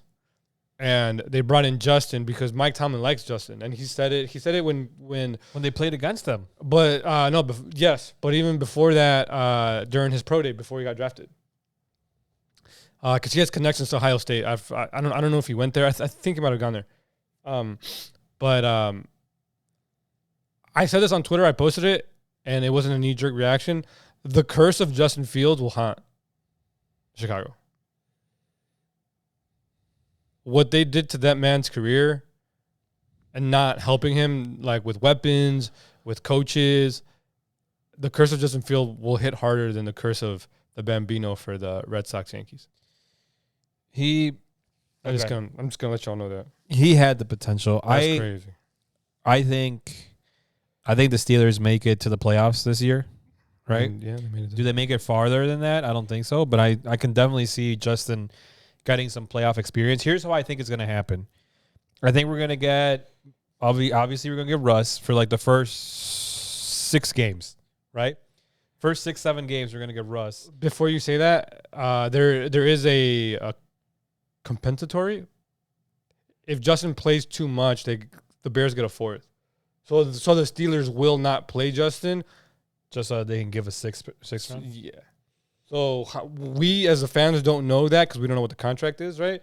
But whenever that date is, Justin will play after. Take over. Yep. Yeah. So, but that's what I was saying. Russ is going to start it off. Justin's going to sit there, learn as much as he can, absorb everything. And then once that date comes, boom, Justin takes over, and he's just slinging it. I can already see it. And Russ was a good quarterback, so I think that's perfect for him to learn. I think he's going to learn a lot. Like, I like this for Justin. Me too. I hate this as a Chicago fan, but I love this for Justin. I think the Steelers, and I love Lamar Jackson, and I'm a Ravens supporter. Right. I mean, Lamar, badass. Yeah. I think the Steelers take over that division in 2 years from now. Yeah. I was gonna say not this season. No. Although y'all did lose Flowers, so I don't know why y'all got rid of Flowers or why the Ravens got rid of Flowers. No, not Flowers. It's Flowers that's gone, isn't it? No, Patrick Queen. Like half the defense is gone, and then You sure Flowers is still with the Gus Edwards? Yeah, he was a rookie. Odell Beckham left. I did see that. Oh, Left, right, up, did down. you see? You probably didn't see, but there is conspiracy theories Yeah. that Odell might go to Kansas for one and one reason only. For Kim Kardashian to fuck with Taylor Swift. I was gonna send it to my sister because my sister's a big Swiftie. What do you mean? So the Chiefs would like a wide receiver, right? But they just picked one up. Hollywood Brown. Another one. Okay, they can draft one. Go on. Another one. Okay, you're not wrong. They only have Rice. Right? Right? And now they have Brown and Rice. Brown Rice. Brown rice. But it was some stupid TikTok I saw yesterday. It was like supposedly Odell's gonna go to the Chiefs because the Chiefs need more receivers for Mahomes, which I think is BS because I think the Chiefs have it in them to three-peat or go again next year. Right? I told you this a couple weeks ago. I was like, they only don't three-peat if they don't three-peat. Right. That's it. So, but I'll make my statement on the season once the draft happens. I think I'll make an official. I told this to 24. I'm like, ask me in a month and a half. I'll do it in August. Yeah. Once we're done with the preseason training. I was literally right about this season last May, for the most part. Well, not for the most part. I was like a whole. Yeah. I was like, it feels like a weird lull year. Like just like there's not going to be nothing, and then there was nothing exciting. No team really popped off. It was a defensive year, and that's all it was. And the Chiefs ended up doing it just because they had a better quarterback, and the Ravens couldn't clutch. That's it. But go on. So supposedly que Odell is going to go to the Chiefs, and then the Chiefs are no longer going to be in the contendency for the Super Bowl because Kim Kardashian is Taylor Swift's biggest op. So Taylor is going to make it so that Travis doesn't play as well or, like, I guess intentionally sabotages the Chiefs. That's crazy. I think it's a Swiftie mentality, and that's why I was going to send it to Brenda because she's a Swiftie, right? But I was going to send it to her mainly because being like, yo, imagine. Bruh, if that ends up happening and we get an utter collapse because Travis Kelce's girlfriend, oh, that's crazy. That's absolutely crazy work. I don't know.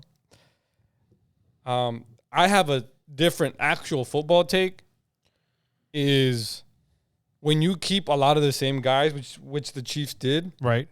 It's hard to get better. Yes, because you're comfortable. And you're not really having anyone jockey your position. And then people know you. Right. Right. So, like, the opposing offensives know that defense, right? And the issue with Snead that no one's really talking about, right, is when you franchise tag somebody and you don't give them a contract, they don't play that good. And I'm not saying Snead. Franchise tag? Snead, the other corner. They're, like, really good corner. For the Chiefs? Yeah. I don't pay attention to No, you're good. He's like really good. And so is the other guy on the other side, McDuffie, right? defense, right? Yeah, you're good. It doesn't matter. What I'm saying is they normally don't play well because now they're like bitter about not getting their contract. And because the Chiefs paid everybody else, it's like, well, damn, why didn't I get paid? Well, right? didn't Patty rework his contract too? Yeah, but they're probably doing it to try to go pick somebody up. Well, yeah, no, that's what I'm saying. Oh, but if they don't pick someone up instead of pay my man Snead, so I'm just like, dude, why doesn't Patty just give him a golf cart, dude? A Kansas City golf cart. I don't like he did his whole O-line. Quién sabe, bro.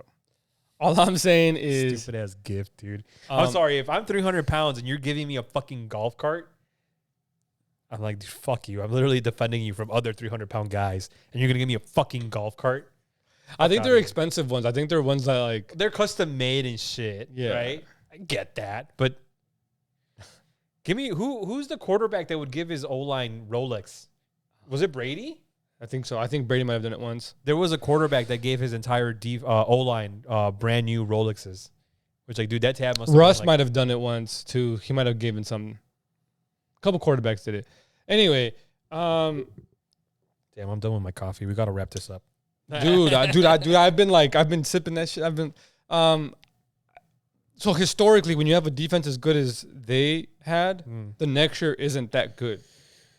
Okay. Right. Makes sense. Right. I would definitely shit the bucket if I am franchise tagged and I can't get my bag. So my take is if the Chiefs don't three-peat, it's because the defense isn't that good and the offense didn't step up enough. Right? Like they didn't. They were lucky this year that they didn't need to make that many plays because the defense was so good. But I don't think the defense will be better, just because historically, when you have a top 5 defense all time, those top 5 defenses didn't have a good rebound, or not a good rebound. They weren't as good, or they definitely weren't better. Right. Right. So if you're telling me I'm gonna get the same Kansas City Chiefs defense or worse, I'm like, okay, like, bet. If I'm the Ravens offense, the Bills offense, the Jags offense, the Jags offense got crazy good. Who else? The Dolphins offense. I'm like, all right, cool. Like, we know how we paired against them. We know how we did against them last year, and they either stayed the same or got worse. Bet. Right? But I'm not saying they're going to beat the Chiefs. I'm just saying, like, well, if the Chiefs don't three-peat, it's because their offense did not get good enough, because their defense fell off just a little bit. And again, that little bit can do so much. It can do so much. So we'll see what happens. Respectfully, the Chiefs won the Super Bowl, but that was a shaky way to the Super Bowl, if you ask me. The entire way. Yeah. Like, they weren't like you would look at a Chiefs game, you're like, fuck yeah, they're gonna win the Super Bowl. They are them. You'd literally see the games and like, you're telling me they won by a field goal? Or you're telling me they won because the refs fucking suck?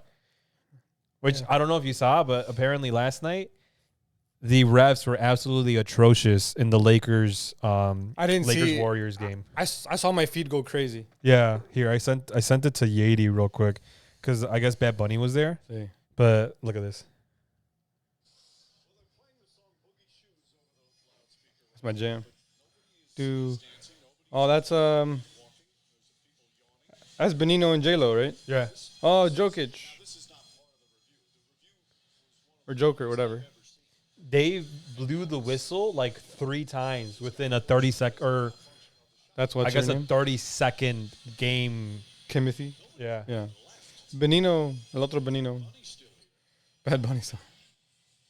They all look pissed. Because it took them like 10 minutes to play a minute of basketball. Why? From what I was reading, the shot clock was not working properly. Who won?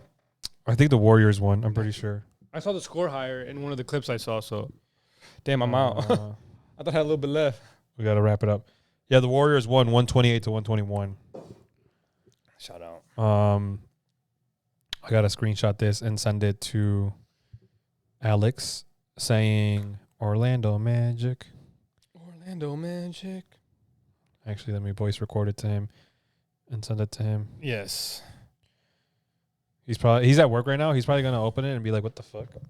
Orlando Magic. Orlando Magic. Oh.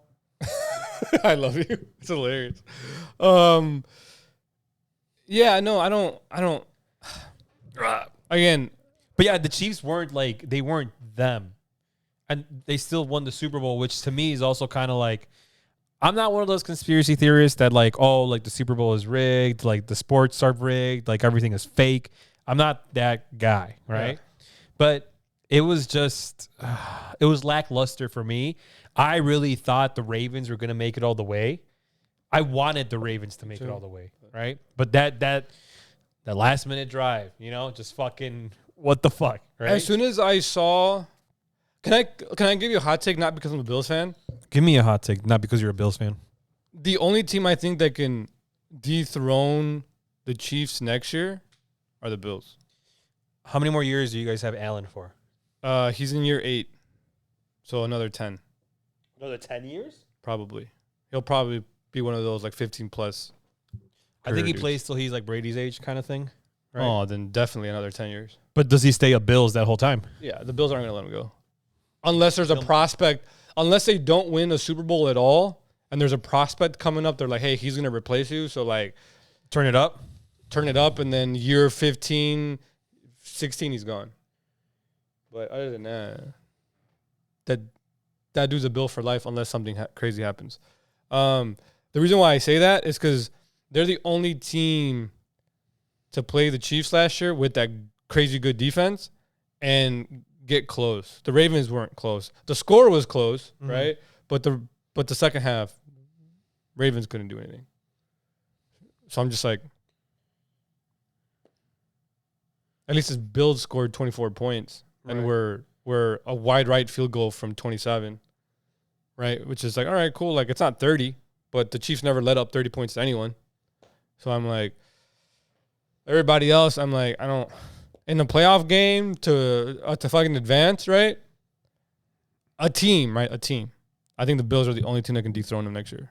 Will they? I don't know. I'm not saying they will, but I think they're the only team. I think the analysts saying that the Bills window is closed underestimate the Bills drafting really well. Hopefully they draft really well and having a bunch of young players with like some of the vets they have and doing what the Packers and Chiefs did last year, which is win with young players. Right? And it's like, if you can do that, Jeej. That's why I think the Packers, I high-key think the Chiefs make it to the Super Bowl against the Packers, and the Packers win. We talked about this yesterday. The Packers lost like no one. And they got better. Like, they've literally, as much as I hate it, right, because of the whole Chicago-Green Bay rivalry, but Green Bay's got to figure it out. Yeah. And I think looking at football prospects next year, you are worried about Green Bay. You're worried about the Bills. The Ravens, if they can figure their shit out again. Ravens also a lot of defense and their defensive coordinator, so I think the defense won't be as good. Yeah, but I mean, just prey on the offense. Yeah, we'll do that. Just prey on Lamar, And Derrick Henry, I guess. The Leons, I don't think the Leons lost anyone. Right? No, they also got slightly better on the D-line or O-line, I think. One of those lines. And again, they had 4 or 5 rookies contribute like a lot of their points and stuff. He just sent the laughing emoji. So this is what I told, and we can go to the Bears and Caleb Williams real quick, right? But this is what I told Junior. I was like, do you think Caleb Williams with that stacked offense? No. Is going to be able to beat Green Bay, Detroit, and maybe depending if the Vikings get a good quarterback, the Vikings? Yeah. Because they're a good team. They just don't have a quarterback, right? So I'm like, do you think they'll be able to beat them? Like, genuinely, right? And I'm like, my answer is no. I don't think Caleb Williams is a bad player. I'm not saying he's a bad player, but I said this in our group chat, right? I was like, if he doesn't have 2 Super Bowls by week 15, like, what are we talking about? Right? Like, I would have just kept Justin, traded the pick, got him a good offensive coordinator, and let's ride. If you want to get more fans into your booths, into your stadium, to fill out the stadium when you are playing, you keep Justin Fields. You get the weapons that you got, right? Pay the man a 3-year contract, right? Mm-hmm. And then just go with that. Just go from there, right? Give Justin a better O-line. I think if you get the better O-line for Justin, he stops scrambling. I think he actually slings it once in a while, right? I know a lot of people are like, no, even with the O-line intact and even with the wide receivers wide open, he's always going to choose to run 8 times out of 10, right? No, but he can sling it. That's the thing. We've seen it before. Yeah. Him throw 40-yard bombs into the end zone. Like, we've seen it. He's got the cannon for it, right? Okay. Let me...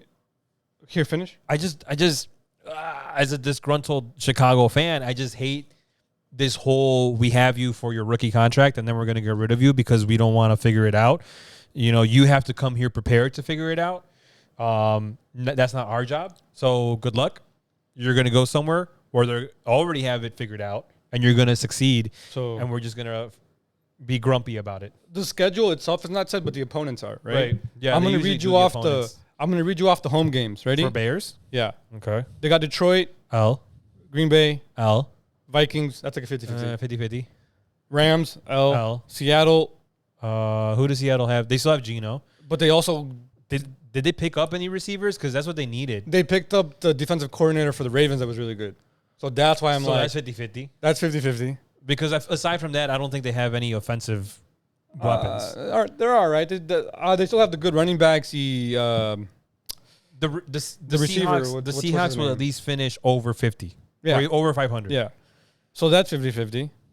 The Jags got better. Their offense looks fucking crazy. There's no way we beat the Jags, so I think that's an L. The Titans got better, but I don't know if their quarterback will be good. Didn't D. Henry leave? To the Ravens, yeah. But So I go 50-50 on the Titans. But the Titans got good receivers now. Who'd they pick up? What's his name? Fucking Ridley, right? Yeah, Ridley and then somebody else. The Panthers, they'll beat the Panthers maybe, and the Patriots, they'll maybe beat the Patriots. Then the away games, Lions, Packers, Vikings, Cardinals, they maybe could win that game.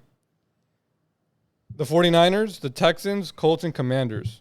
They're losing Niners, Texans, and Colts. So we win what? Like potentially 3 games? Like 3 games. 3 home games? Like 3 or 4 games.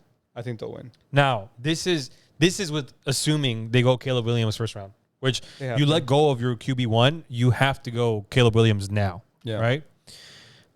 They'll win 5 games, I think. In the season. Yeah. Yeah, I agree. Now, do that same lineup with the weapons they picked up, but then they keep Justin. You go maybe 450. They'll win 8, 9. Porque they beat the Lions last year. They'll beat both Vikings games. I think they take 1 Green Bay game. So one Lions game, 1 Packers game, both Vikings games. That's 4. They'll beat the Panthers, the Patriots, the Commanders. That's 7. The Cardinals. That's 8. And then the other 50-50s. So, yeah, they'll win like 7 to 9 games with Justin. I just think Caleb being a rookie in that division with the teams he has to play, with the defenses he's going to have to play. Again, they're going to play the Texans. They're going to play the Niners. Imagine having to go back to back to back to back. Texans, Niners, Lions, Packers, and Vikings. I don't know. Against those defenses. And Titans, I guess, maybe. I don't know what professional football teams have to boost morale or if they even have anything, right?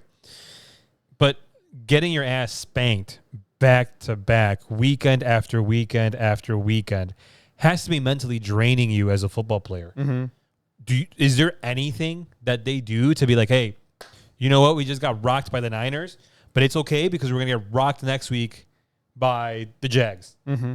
Like, is there anything that they do or can do to, like, boost morale? No, that's why the people get fired. Especially now that you're like, bro, like, we were finally trying to figure it out with Justin, right? DJ Moore was having a blast with Justin Fields.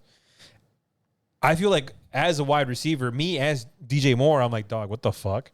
Like, I had it figured out with my QB, and now I have to figure it out with a rookie, right? Not only that, but in my opinion, a cocky-ass rookie, right? I mean, yeah, I'm what not did he do arguing in the combine? You know, yeah, I'm not arguing with you. To me, that just comes off as like being cocky, and I know some people are like, nah, just trust the process, trust the videotapes, trust whatever, right? But they're not that good. That's what I'm saying. And that's why for me, go ahead. That's why for me, I'm like, dog, I would rather risk it another 3 years with Justin. And then go pick up fucking Sanders, who's a better quarterback. You're telling me in 3 years there's not going to be another quarterback? Yeah. Dog, we were hailing over Patrick Mahomes when he was number 1 pick, right? Or no, he was the number 1 pick. He was 7th, right? 7th or 8th? People thought he was going to be dog shit. Like, what the fuck? Yeah. You know? I remember. I mean, I didn't have him winning 3 Super Bowls and going to 4 in the time frame he did. I had him winning a Super Bowl, but not 3. But making an appearance at 2, but not 4. But again, I saw that Texas Tech Oklahoma game where him and Baker went for like 1,000 yards and the shootout, right? The shootout, yeah. and I'm like, both these dudes can play. And Baker was just on shitty teams. Right. Right. And again, I was telling this to 24. I was like, there's only been like 5 dudes that got lucky with what coaches they went to. Right. Patrick Mahomes is the luckiest. Oh yeah. Because he went to one of the greatest offensive minds ever. Dude, Andy Reid is a fucking right. That's all I'm gonna say. I'm not saying he can't do it without Andy. I'm just saying he got really lucky where he got drafted. Shout out him. Right. Tom Brady got lucky because he went into an organization that was gonna do the right football play. Right. His offensive coordinators weren't great, but they didn't need to be great because the defense wasn't gonna fuck it up. right. Right. That's the issue with the Bills, is that the defense fucks it up a lot. Joe Burrow also got lucky because the Bengals head coach is also a really good offensive coordinator. CJ Stroud in the Texans, his offensive coordinator, also really good, and his head coach being a great defensive, like he got really lucky because he got both. Right. Right. And it's like, well, damn. Who else got lucky? Drew Brees going to New Orleans with Sean Payton, very, very lucky. Again, he didn't get drafted there, but getting traded there, very lucky. Favre, Rodgers, and Love, also very lucky. Green Bay just fucking. But that's really about it. I could be missing a couple dudes, right? But, like, it's very hard to get a good quarterback into a good system and have it match. Give you an example. This Chicago Justin Fields Caleb Williams thing gives me a lot of San Diego Chargers vibes with Phillip Rivers and Drew Brees. Yep. And it's like, hey, like I don't think you guys realize you guys let Drew Brees go to the Steelers, being Justin Fields, and you got Phillip Rivers. But I don't think Caleb Williams is going to have the success that Phillip got in San Diego because the coaching staff isn't that good. My opinion. I could be wrong. He could win 7 Super Bowls and prove me wrong. I doubt it. Caleb Williams in Chicago. I'm just saying. I doubt it. This does have a feeling to me like, hey, there's a young hot quarterback coming up. We're gonna pick him up in a really tough division that literally just got better. And again, if the Vikings pick up a quarterback and they end up doing better, then people are going to be like, Caleb Williams, like, what are you doing? I thought you were the generational quarterback, but a guy in your draft is doing better than you in your division. That's what I'm saying. It's set up for failure. I want it to happen, though, so that we can talk about the bigger picture of, like, it's not about the players. It's about the organization. Yes. Yeah. However, for whatever fucking reason, every, like, news, or not every news, every, like, sports commentator, every, like, sports analyst, it's always the players, never the organization. And we've talked about this in a different aspect, but a lot of people want to, like, never blame the bigger power. That makes sense. Lord forbid you anger the Gorosei. I'm telling you. And then they come raining in front just of you. because they're, like, in a higher position or have a higher title, right? They're like, can do no wrong. And I'm like, no, this dude's a moron. I've noticed this, too, at work, right? Where it's like these people come in that are like the VPs of this, the VPs of that. And I'll be like talking to them like, hey, like, obviously talking like straight business because that's all they're there for, right? And then they don't fucking know anything about the corporation or the company that we work for. It's like, respectfully, how the fuck did you get this position and I didn't? Yeah. You know? So I've come to realization that that's how this world works. Mm-hmm. It really, truly is who you know, not what you know. Yeah, and status matters. Fucking ridiculous. Yep. And it's weird to me because I'm like, bro, like, you're an idiot. But I'll tell you, I'll remind me LA Fitness when we're done here. Lafitz. Probably more of a post-pod combo than on-pod combo. Yeah, the Bears just have organizational issues. We've talked about this. Again, I don't wish ill on Caleb. No. He is, I think, a decent quarterback. I want him to succeed. Boom. But I don't think he will. That division is stacked. The Lions aren't going to go away. Nope. The Packers, again, will. They're never going to go away. I told you this before the season started. I'm like, the Packers are going to figure it out. I don't know how. I don't know what to tell you. They're going to figure it out. And then they went into the playoffs and fucking figured it out. Spanked the Cowboys, right? And I'm just like, okay, here we go. And I'm like, here we go. And the Vikings, again, they're one good quarterback away. And it's like, yo, if it's in the same draft class as Caleb, and Caleb does worse than him, they're going to be like, well, what are you doing? Right. Right? And it was like, well, why did you go number one? And why did they get rid of Justin when you finally gave Justin the weapons and he was already kind of in the league? He was a pro for 4 years or 3 years, whatever, and he was learning. So why not just keep him and see what he does with these weapons, right? And he's going to get absolutely grilled.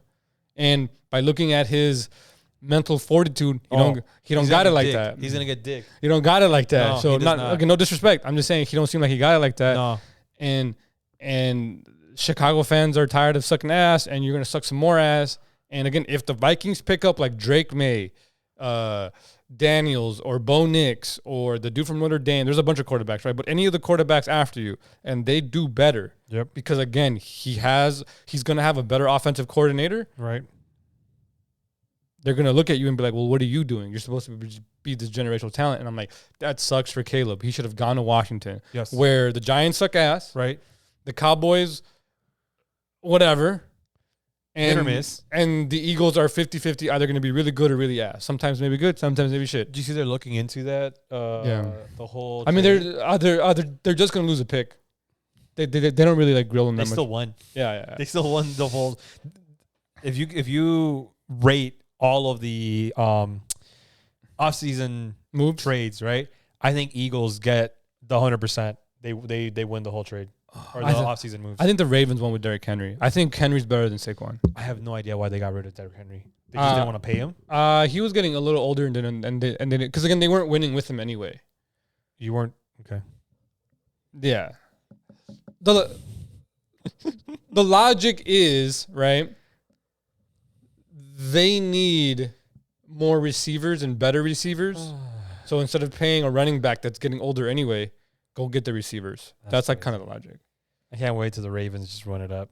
They're going to run for like 200 yards a game. Oh, fuck, dude. As a team. It's going to be fun. Instead of Lamar running, it's going to be D. Henry running? Yeah, and they're just going to run over people. Beast, dude. Yeah, he's a fucking unit of a man. I'm excited to see that. I hope they win the Super Bowl or do really well because that would be nice to see Lamar win one and then obviously Derrick Henry get his. But anyways, I do agree that the move was keep Justin and progress with the rest of your division, right? Instead of seeing Green Bay figured it out, the Lions are finally here, bro. Yeah, the Kings.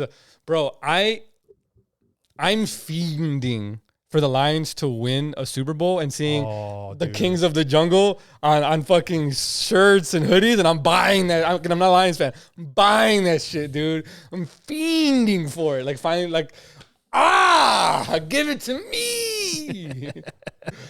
So much, dude. You have no idea. And then, like you said, the Vikings are one quarterback away from figuring that shit out too. So you're gonna have a team that's gonna be the bottom of the barrel, right? You're gonna have to boost morale. So you're going to be looking at your quarterback to be like, hey, you got to figure some shit out to get your teams to wrap around you. But you got, in my opinion, a crybaby quarterback, right? All right. I'm not going to argue with you. So it's like we're going to be like these three bears following their mom on screen right now. That's actually very convenient.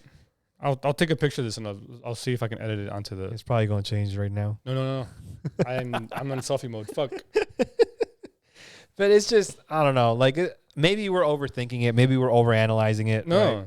But I'm literally as baseline analyzing as possible, right? I'm like. I just don't think that was a good move. The Bears picked up a lot of decent, good players, right? Dude. That need an offensive coordinator for that talent. All they need to do is get a better offensive coordinator. We had no business picking up Allen. Like, what the fuck? Like, I saw that, and I'm like, the fuck? Look, my take is they're a 3 to max 6 win team next year. Yeah, because they got to figure it out. Max 6, right? I think they'll lose all the games in the division. Oh yeah, no way we're beating in our division. Again, the only game the only 1 or 2 games that they can win are the Vikings games. But that's if right. And then every other game to me, except for the Texans, the Niners, and the Colts, are all like 50-50. So they for sure have 2 Packers, 2 Lions. That's 4 Texans, Colts, and Niners. So they have for sure 7 losses. You forgot the 2 Vikings. No, well, it depends if they get quarterbacks. That's why I'm saying wait till like the draft. Right. But for sure, off of just piece of paper right now, 7 losses for sure. So at most they can win 10 games, right? Because it's 17 games. So 10 games, right? 18 weeks, 17 at most. But they're also losing to the Jags. So they can win 9 games. So they're 9-8 right now. And I'm like, with the 50-50 with the games. With the 50-50 two divisional games. Just give one and take one, right? So they're 8-9. 8-9. So they're 8-9. And I'm just like, that's only one game better than Justin did last year. Yeah. So I'm like, just because you want to reset and not have to pay him, right? But I'm like, I think Justin would have gotten you into the playoffs this year with all the talent he had around him. Yeah.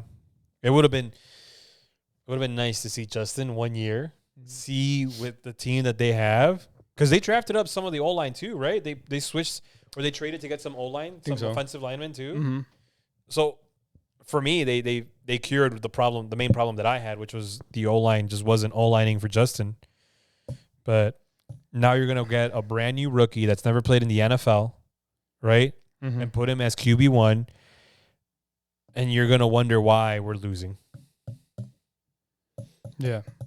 My bad. There's a Tyreek Hill news that we will talk about later. Strikes. Yeah, I don't know. Again, I wish him the best, right? I just don't see it because he didn't go into a system that makes sense.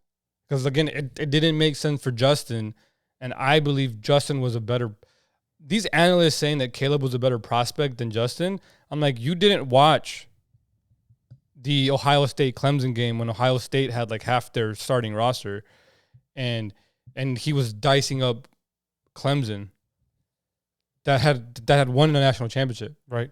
I'm like, you didn't watch that.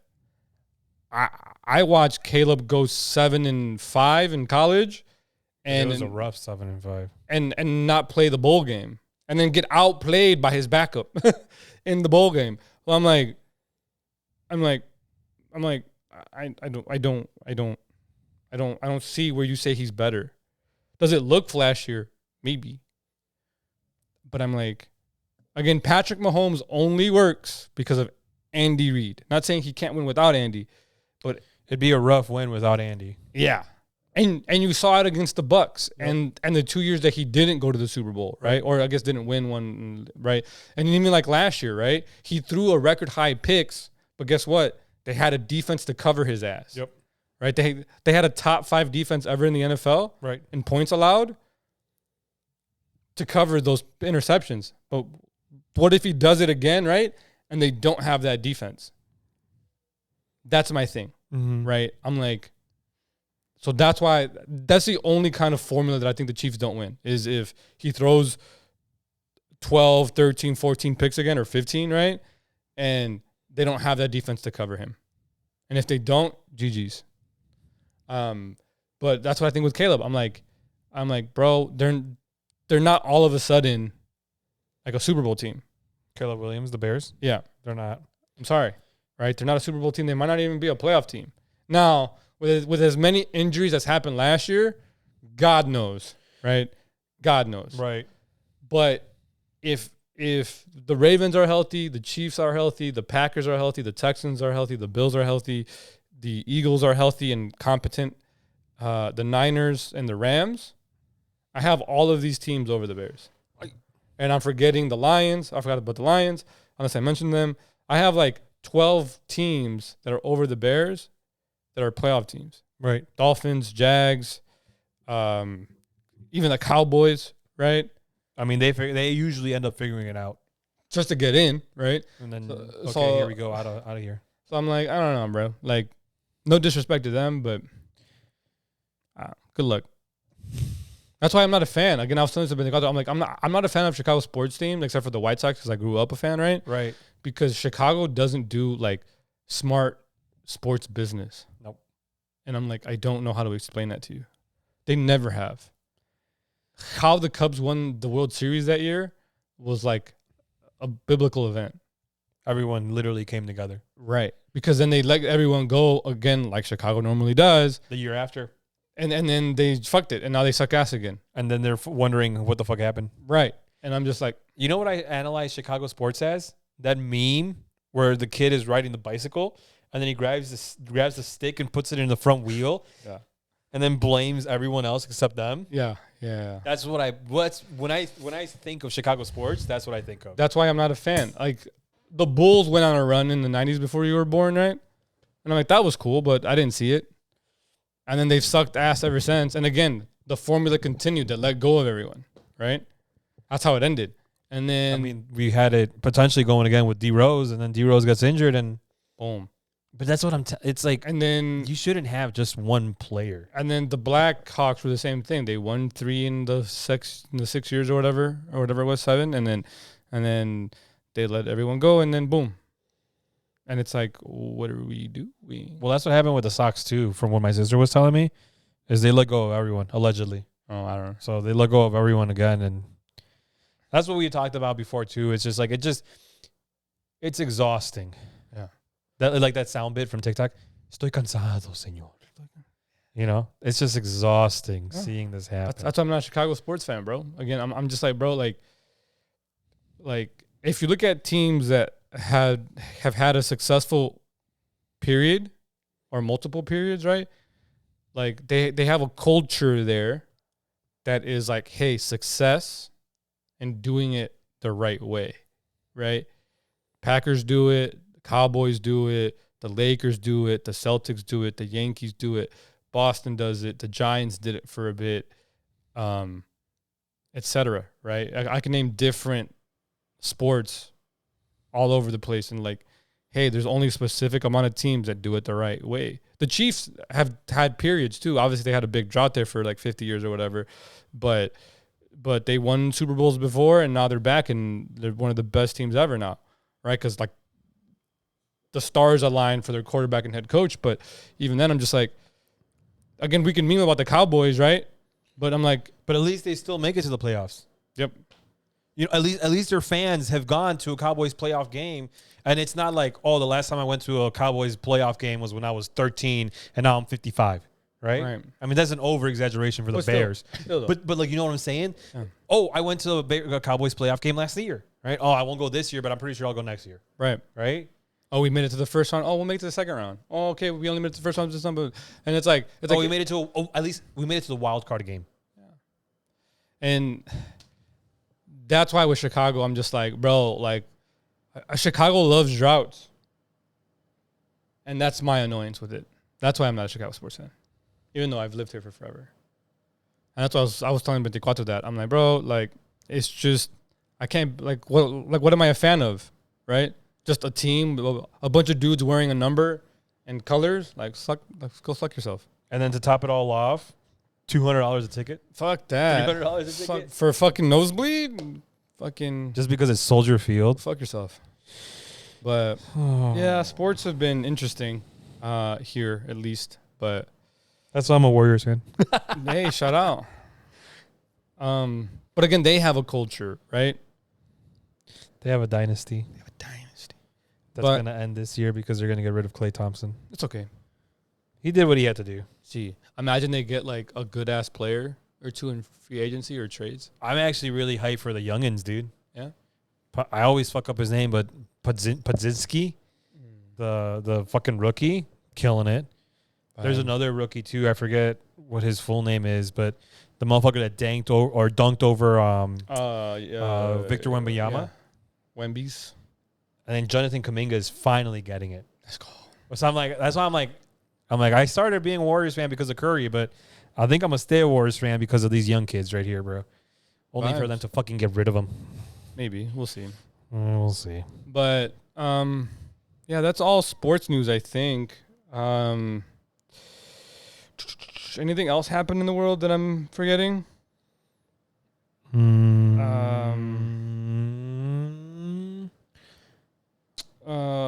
No, that's not important. Let me pull up the doc, see if I can find anything. Hello? Oh, this is episode 13. Holy shit. My fault. An hour later. Yeah,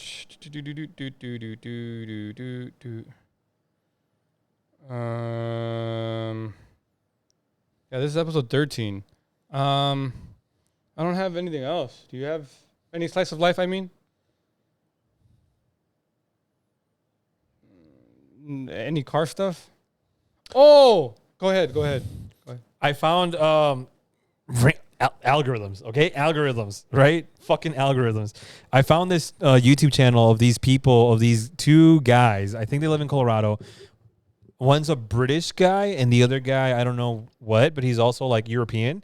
And they buy these cars, and then they test them out, right? They just got their hands on the very first Toyota Tacoma, the brand new 2024. They had to go all the way to Texas to pick it up. Telling you. So they went from Texas up to Colorado, right? And they're just like doing the grueling stuff on it, right? And they tried driving it on some icy trails, and the transmission broke. Not the Tacomas. Yeah. They're reliable. This Toyota. Fuck. So that's what homie was saying in the whole video. So they don't have all-wheel drive. They only have two-wheel drive because of that shit broke. He's like, and you can clearly hear something just like snap, right? So he's like, what they were thinking is just like the front and rear differential are just separate. Yeah. Like they're just no longer linked together, right? But the amount of times that they were like talking about it, they're like, look, it's still my favorite truck. We're going to figure this out. It's an early model. So the serial number for this car is 3,309. So it is the 33rd, 100th Tacoma to roll out of the manufacturing plant. First generation, it's always going to have some problems here and there. So it makes sense, right? But still, is what they're saying. They're like, it's a little heartbreaking because you buy Toyota because it's reliable, because you can expect to drive it until they're 500,000 miles into it, and you're not going to have any issues with it. And thus far, I've been able to prove it with my car, considering I bought it. I think I looked up the Carfax. I think I'm its 7th owner of this truck. Damn. Right? Definitely not in around. It's smooth. 2004, and it has 245,000 miles. Damn. And it, aside from the little exhaust leak that it has, no problems with this shit. Right? So that's it could have been because it's new, and that's what they're saying. And it's like it's like it wasn't broken in yet. Well, they drove it from Texas back, so it had 3,000 miles, I think, or no, like 3,000 miles in it. And I mean, they towed shit from Texas too, to like kind of just prove that it is a fucking behemoth. Now they both agreed that it is still one of their favorite Tacomas to come out, but this video came out I think on like Monday or Tuesday, and they're like, we'll update. And we'll send out another video on YouTube when we figure it out, because they're going to take it to the Toyota boys, like the Toyota dealership, and see if they can figure it out. But still, like seeing that video and just literally, because they have a camera underneath the truck, just hearing the truck go, and then you just hear, doosh. I'm like, I'll find the video at post-pod. Yeah, and send me that shit. That's crazy. And I'll show you the minute that they're like trying to, because I guess they take all their cars that they're testing. They take it to that little trail just to like, right. And this was like the first part of the whole fucking trail, and they couldn't do it. But what were you going to say about cars? Dodge officially announced that is going to be their electric Charger or Challenger. No, Charger, the electric Charger. That's going to be the one that was released or the one that was like hinted at like 2 years ago, I think it was. See. That is their official. They are going for it. They're taking pre-orders on it, and it is going to be released. Nice. Okay. The conversation we had at your house, not yesterday, a couple of days ago, when I told you that you were right. Oh, that we're going to go hybrid and then electric? That we should have gone hybrid then electric. Yeah. I was doing my research, and funny enough, I learned this the other day too. Toyota has figured out maybe a better battery for all EV cars. Yeah. And I was like, oh, okay. Like, that's not bad. You want to know why? Why? They've been doing hybrids in supermodel cars. Yeah. Acura NSX is a hybrid. I don't know if you knew that. Yeah. I know you did because I brought it up. Yeah. It can drive, I think, 40 miles on just the battery if you fully charge the battery. But there a lot of car reviewers or car nuts that review supercars were jizzing all over the NSX's hybrid battery because they're like, this shit's fucking amazing. And this is pre-Tesla being huge, right? Yeah. They were like, oh, like, I can't wait to see this in an electric car. I remember Like, NSX being like the car everybody wanted after like the hybrid stuff, yeah. Yeah. Or after whatever, right? Yeah. Um, It was gonna be like the next big like GTR, like you know what I'm saying? Like everybody wanted that bitch. I mean, NSX is nice. Yeah. Right? I mean, I'm gonna do GTR just because GTR. that's what I've always wanted growing up, right? Yeah, same. But if I wasn't so like devote to like my or too stubborn to change, I'd probably go NSX. Yeah. But anyways, Toyota figured out the hybrid or the battery. Yeah, they have like a different form to charge. So I guess the way the current batteries work, there's like a liquid or gel. Someone can correct me, or you can correct me if you know. It's like a chemical reaction to help the battery work. Where I guess Toyota figured out a solid state version. Yep. So it's like lighter. It's I don't know if it's. I'm assuming it'd be cheaper. And it's better overall for the battery. So I'm like, okay, that makes sense. Whatever. What I was saying is, I think you were right when, again, in our first version of this podcast, it's not hentai. You were saying how we should have gone hybrid first. Yeah. And I'm like, I agree. And I was doing more research, and I'm like, yeah, we definitely should have gone hybrid first because it would have made more sense to help the transition out of gas versus trying to force everyone out of gas, because out of gas, like the infrastructure set up for gas. Yeah. So it doesn't make sense to just like force the transition when it's like, hey, if you just start selling hybrids that are half and half or whatever the ratio is, you can start implementing electric chargers into gas stations and slowly like 50-50, okay, one gas pump, okay, and 15, whatever. The abrupt speed that I think the government wanted to go and that I saw is not working because the cars are too expensive. It's not only that. Well, a bunch of reasons, but like I feel like the government just doesn't know where to place their money correctly. Accurate. So if you are to put like out of all these bills that you're fucking signing of like 1.2 trillion, 1.2 billion, like all this amount of money, right? If you were to invest at least like 25% of that money into like, hey, you know what? We're going to fix our roads, right? Oh, we need the roads fixed so bad. We in this area need. Yeah. And then not only that, but the problem that I always saw with electric charging is you have to sit there for a while. It's not, and remember, I told you. Oh, so it's faster with the Toyota cells that they're making or whatever, fucking batteries. It's supposed to be like infinitely faster. Oh fuck, was it the Rivian? I'm pretty sure it was. Oh, I saw when they released it. They announced that they're going to officially be able to use Tesla charger outlets on the Rivian. Like you don't need an adapter. Like it's going to come. So I don't know if homies like talked and they're like, hey, like let's just make one car that uses the same charging instead of trying to do. So here's my thing. Tesla, there's a lot of Tesla superchargers, a lot of chargers in general about Tesla because Elon is putting those up. Yeah. It is Tesla themselves that are putting up these chargers where people are mostly congregating and charging, right? But there is I think it's called Electrify America or something like that. I forget what the actual company name is, but that is the company that is in charge from the US Gov, right? To put up the chargers, right?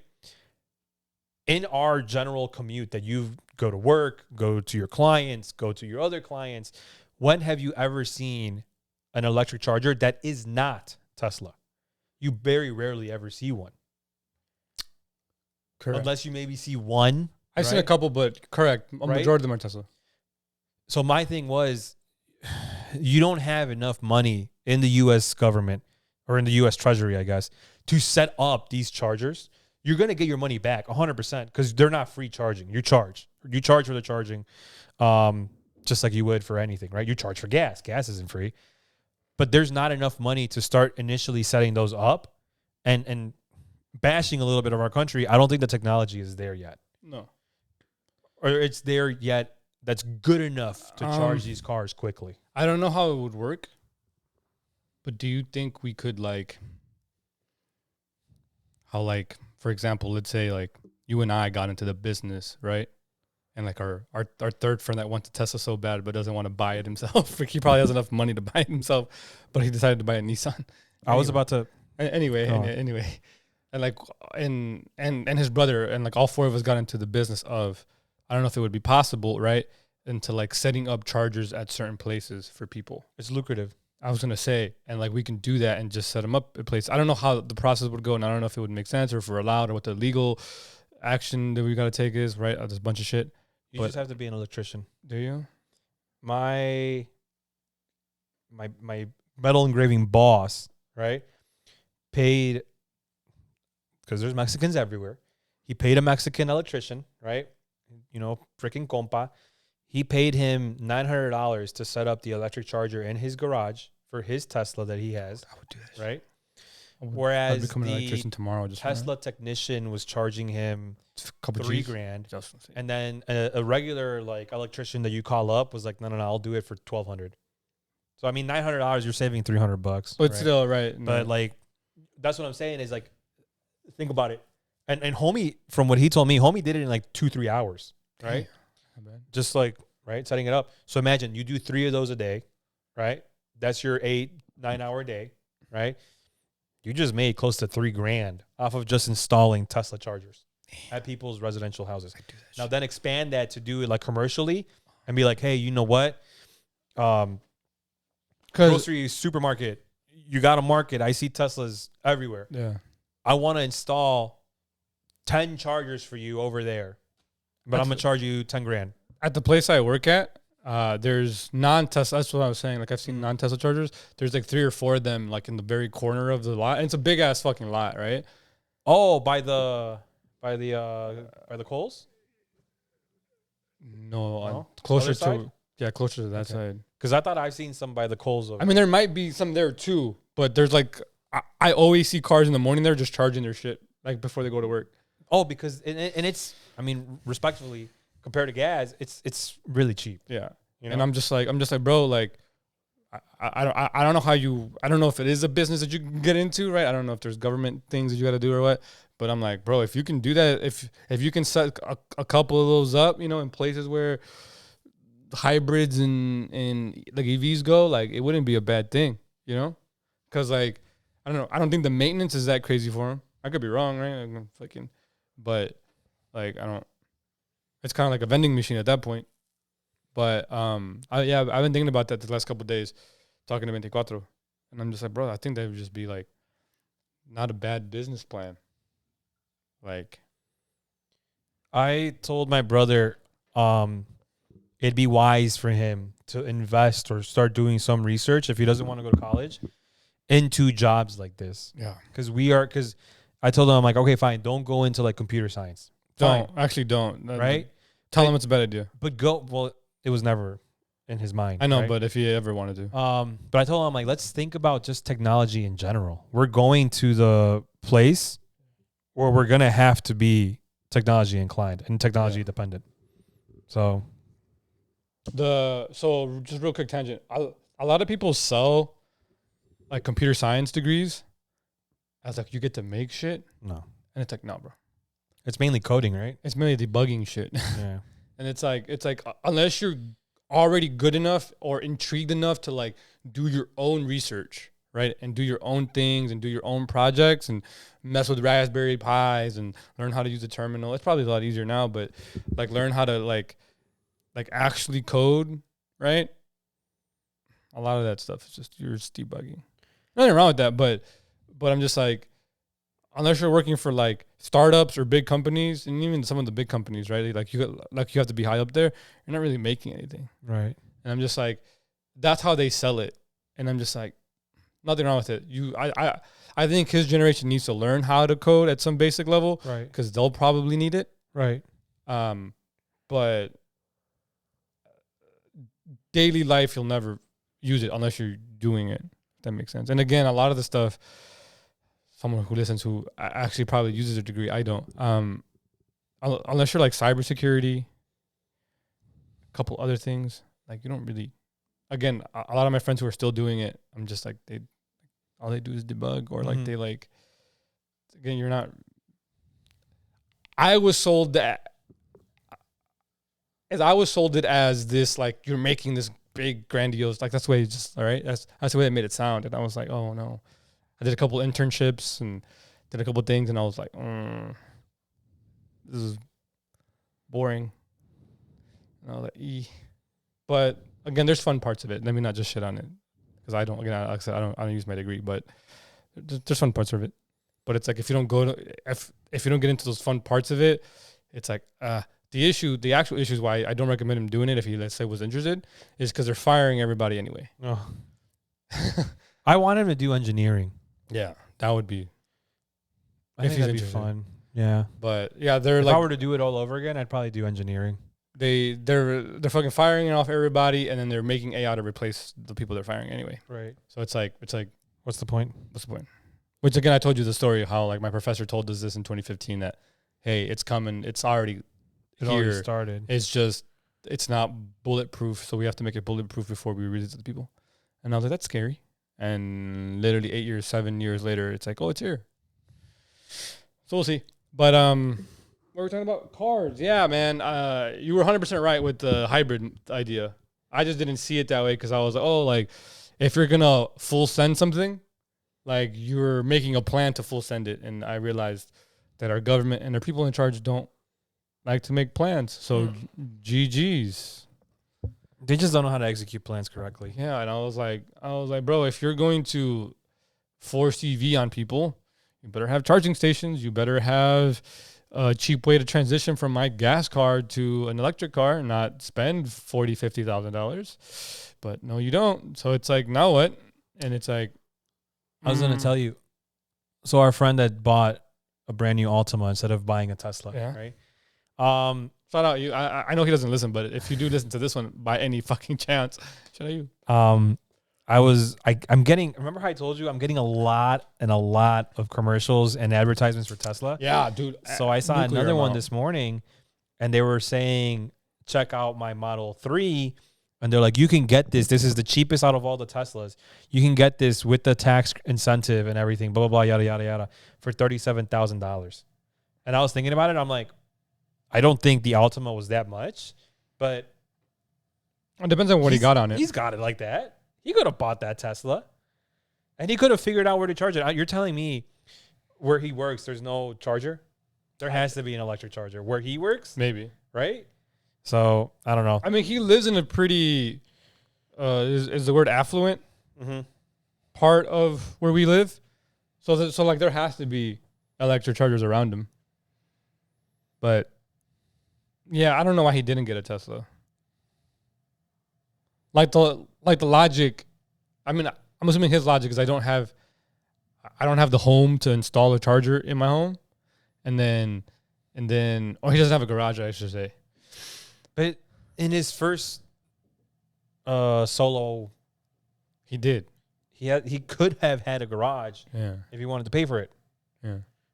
In this one, I'm pretty sure you could have paid for a garage also. I think that garage belongs to whoever gets that first. Oh, like it's not like, hey, whoever wants to pay for it? No, it just belongs to whoever gets that first bottom right house or bottom, depending on which side it's on. That fucking sucks. Yeah, I don't know it, right? Because I don't. Dude, just daisy chain a fucking long ass extension cord. Right, but hey, can I just use this part of it real quick? But I don't know.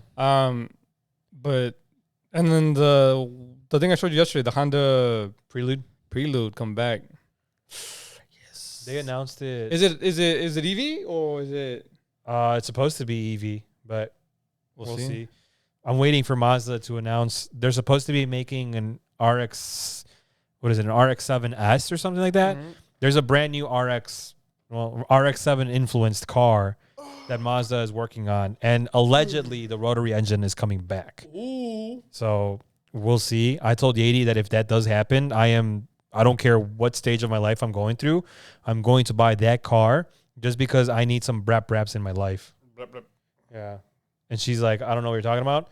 And then luckily there was a YouTube series where we were watching these people drive, and one of them had an RX-8, and he changed the exhaust so that you could hear the braps.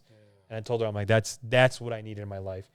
I need 7 a.m, waking up, getting ready to go to work, and I'm gonna piss off my neighbors by turning on my RX whatever, right? And all they hear is brap. And then they ask me to shut that thing off. That wouldn't be too bad. That'd be a nice alarm. I'd be like, oh, dude. Shout out vibes. I forgot this. I've been seeing a lot of Rivians in the streets lately. Mm-hmm. Weird. I like never saw them before, but they're super expensive. And then we talked about them, and then I'm like, oh, cool. Like I'm like, I never seen ones, but they look better in person. Pictures of them look like dog shit. I'm sorry, Rivian. You either need better camera angles or different videos or whatever. It doesn't matter. But in person, they look pretty good. I was like, you might not like this. They remind me of when I first saw a Hummer. They like kind of like that big, just like dominant presence. Yeah, and I was like, I like it. Yadi didn't like the Rivian trucks. That should be your tagline, the electric Hummer. Even though there's an electric Hummer, we do have an electric Hummer though. But right, LeBron James literally advertises for it. LeBron James. Yadi didn't like him at first, and then like I don't know where she became a fucking Rivian fan. And she's like, oh my god, look at the colors. Yeah, and I told her, we should get this one. I'm like, didn't you tell me you fucking hated how they looked? Oh, yeah. And she's like, yeah, but now it's different. And I'm like, it's literally the same front. Yeah, no, hold on, yeah. I saw a couple in the street the last couple of days. I think it might be the same one, but I've at least seen one on the street, and I like it. I was like, oh, shout out you guys for like not making a horrible design. Pictures does not look that. In person, it's awesome. One of the customers that comes to where I work, her husband's an MD, right, a doctor, and she was getting she came through the drive-through. And she had her door open instead of her window. Mm-hmm. So me trying to make conversation with all these people, I'm like, did you just get your windows tinted? And she's like, hey, yeah, how did you know? I'm like, well, it's nice outside, right? No one would have their windows up unless, and I'm like, and I can't even see you. So I'm assuming you just got them tinted. And she had a Rivian, and I asked her, I'm like, how do you like it? And she's like, because I asked her, I'm like, oh, is this for you or is this for the mister? Mm-hmm. And she's like, no, this is for me. Like, he bought it for me. She's like, I had a Tesla Model Y before this.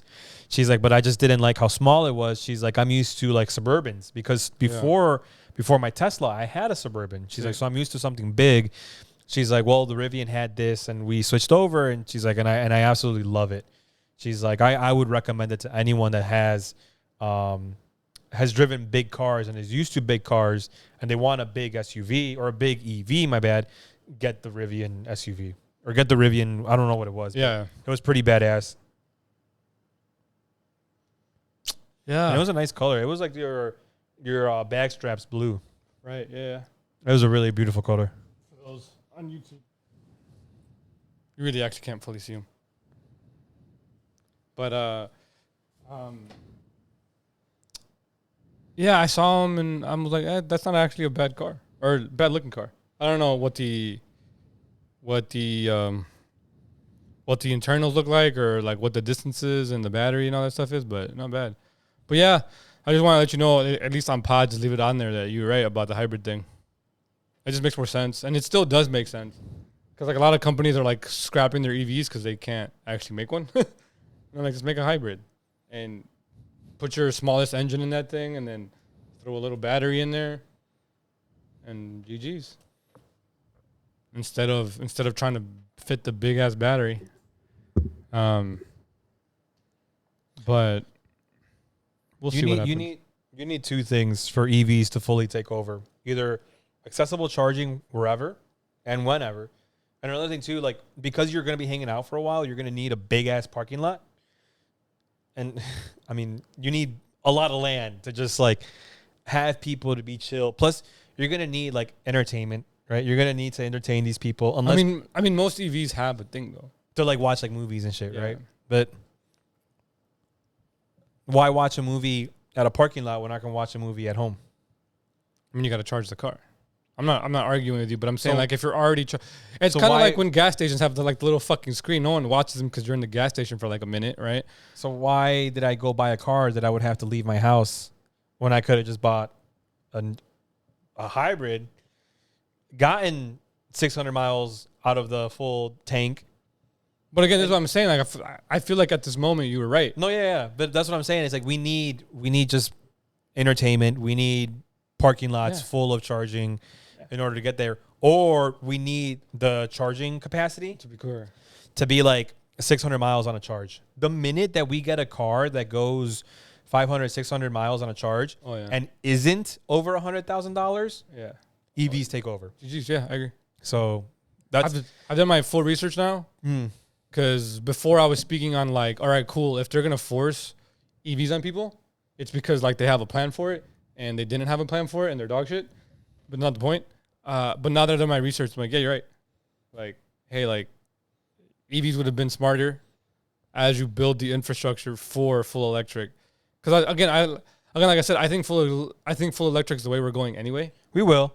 But I was like, dude, if they're gonna fucking full send this bitch right now, like I was assuming you had companies that you were ready to like give money to like, hey, build it. I'm curious to see what they didn't. So I was like, what are we doing? I'm curious to see what California does because that they still have that law that by 2025. I thought it was 25. Is it? Either 25 or 30. We'll have to check. But they still have to have bang. converted everything into EV, right? Yeah. So I'm curious to see if either I thought it was 30. It might have been 30. So we have to see if it's either A, what kind of shit they do to get there, y'all got 9 months to figure it out, or if they reanalyze the bill. Yeah, because 9 months is That's a baby. Yeah, literally. Literally. Goddamn. But yeah, that's all the car news. That they should have gone hybrid. The Rivian looks nice. The Prelude's come back. I've been getting a lot of Texas 2K content. Yep. I told Junior next year, me you date ? And he was like, yeah. I mean, he will be there. And I you might be there. So I was like, me you date? And he was like, yeah. And I'll come down. Look at it'll be a 3-way. Who'll be in the middle? Junior, because he's smallest. He won't like hearing that, but Junior, because he's the smallest. He's gonna be like, wait, if he listens to this. wait, what? Like, no. I'm like, bro, shut up. If he listens to this and he gets to this part, Junior, I need you to text Jesus and I. What do you think? But he's probably not gonna listen. He used to listen regularly because he used to go do cardio and listen to us. Yeah.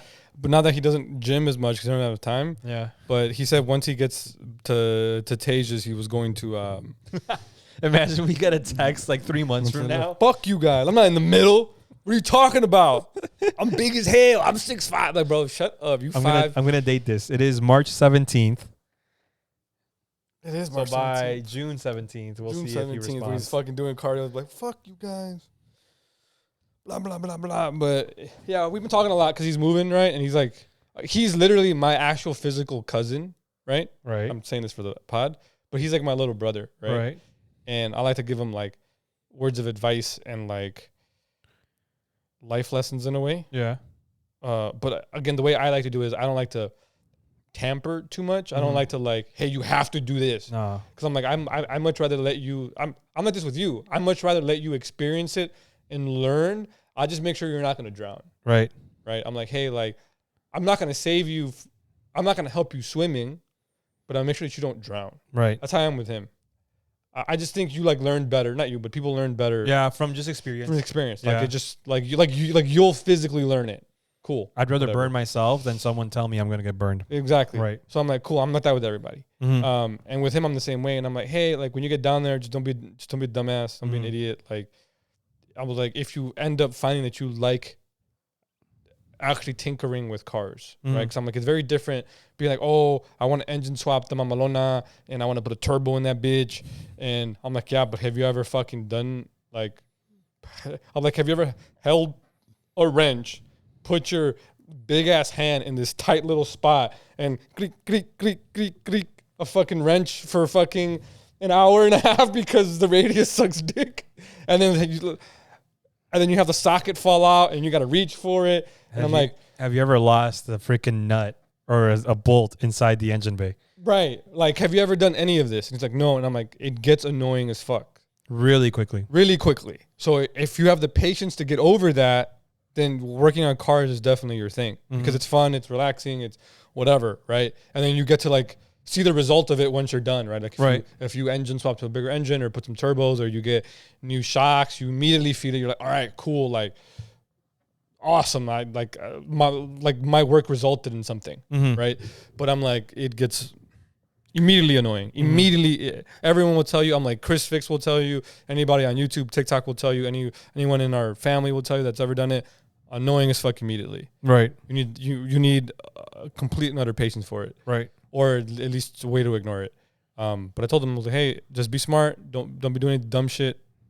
I'm like, if I end up being down there, even if I'm 2 hours away from you, right? Right. Like, we can meet up, but I'm like, don't be an idiot. Don't just start like fucking racing shit for no reason on the street and, you know, throwing it all away. Like, there's no point.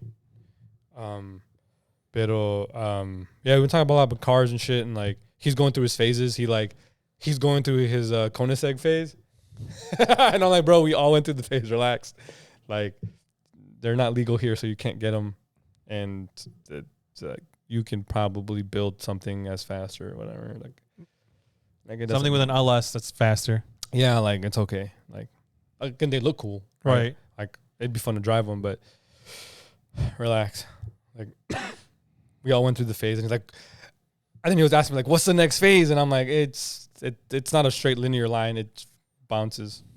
And then I'm like, and then you'll pick like your one phase, right? Like everyone has their one phase. Like mine's bikes, right? Yeah. Like mine's just bikes. Again, I've never had a bike, but like that's like my phase that I chose. Right. And everyone has like all right, cool. I'm gonna engine swap and just engine swap everything. Right. Or I'm gonna fucking do this, or I'm gonna body kit it, and like I'm like some people just stay on body kits and they want to modify the fuck out of the body kit and Right. don't really care what's inside, right? They just find a nice little engine they like, and that's their fucking engine, and then their car is fucking got the craziest fucking holes and lines and wide ass body kit, and I'm like, everyone finds their niche, but everyone goes through every niche, Right.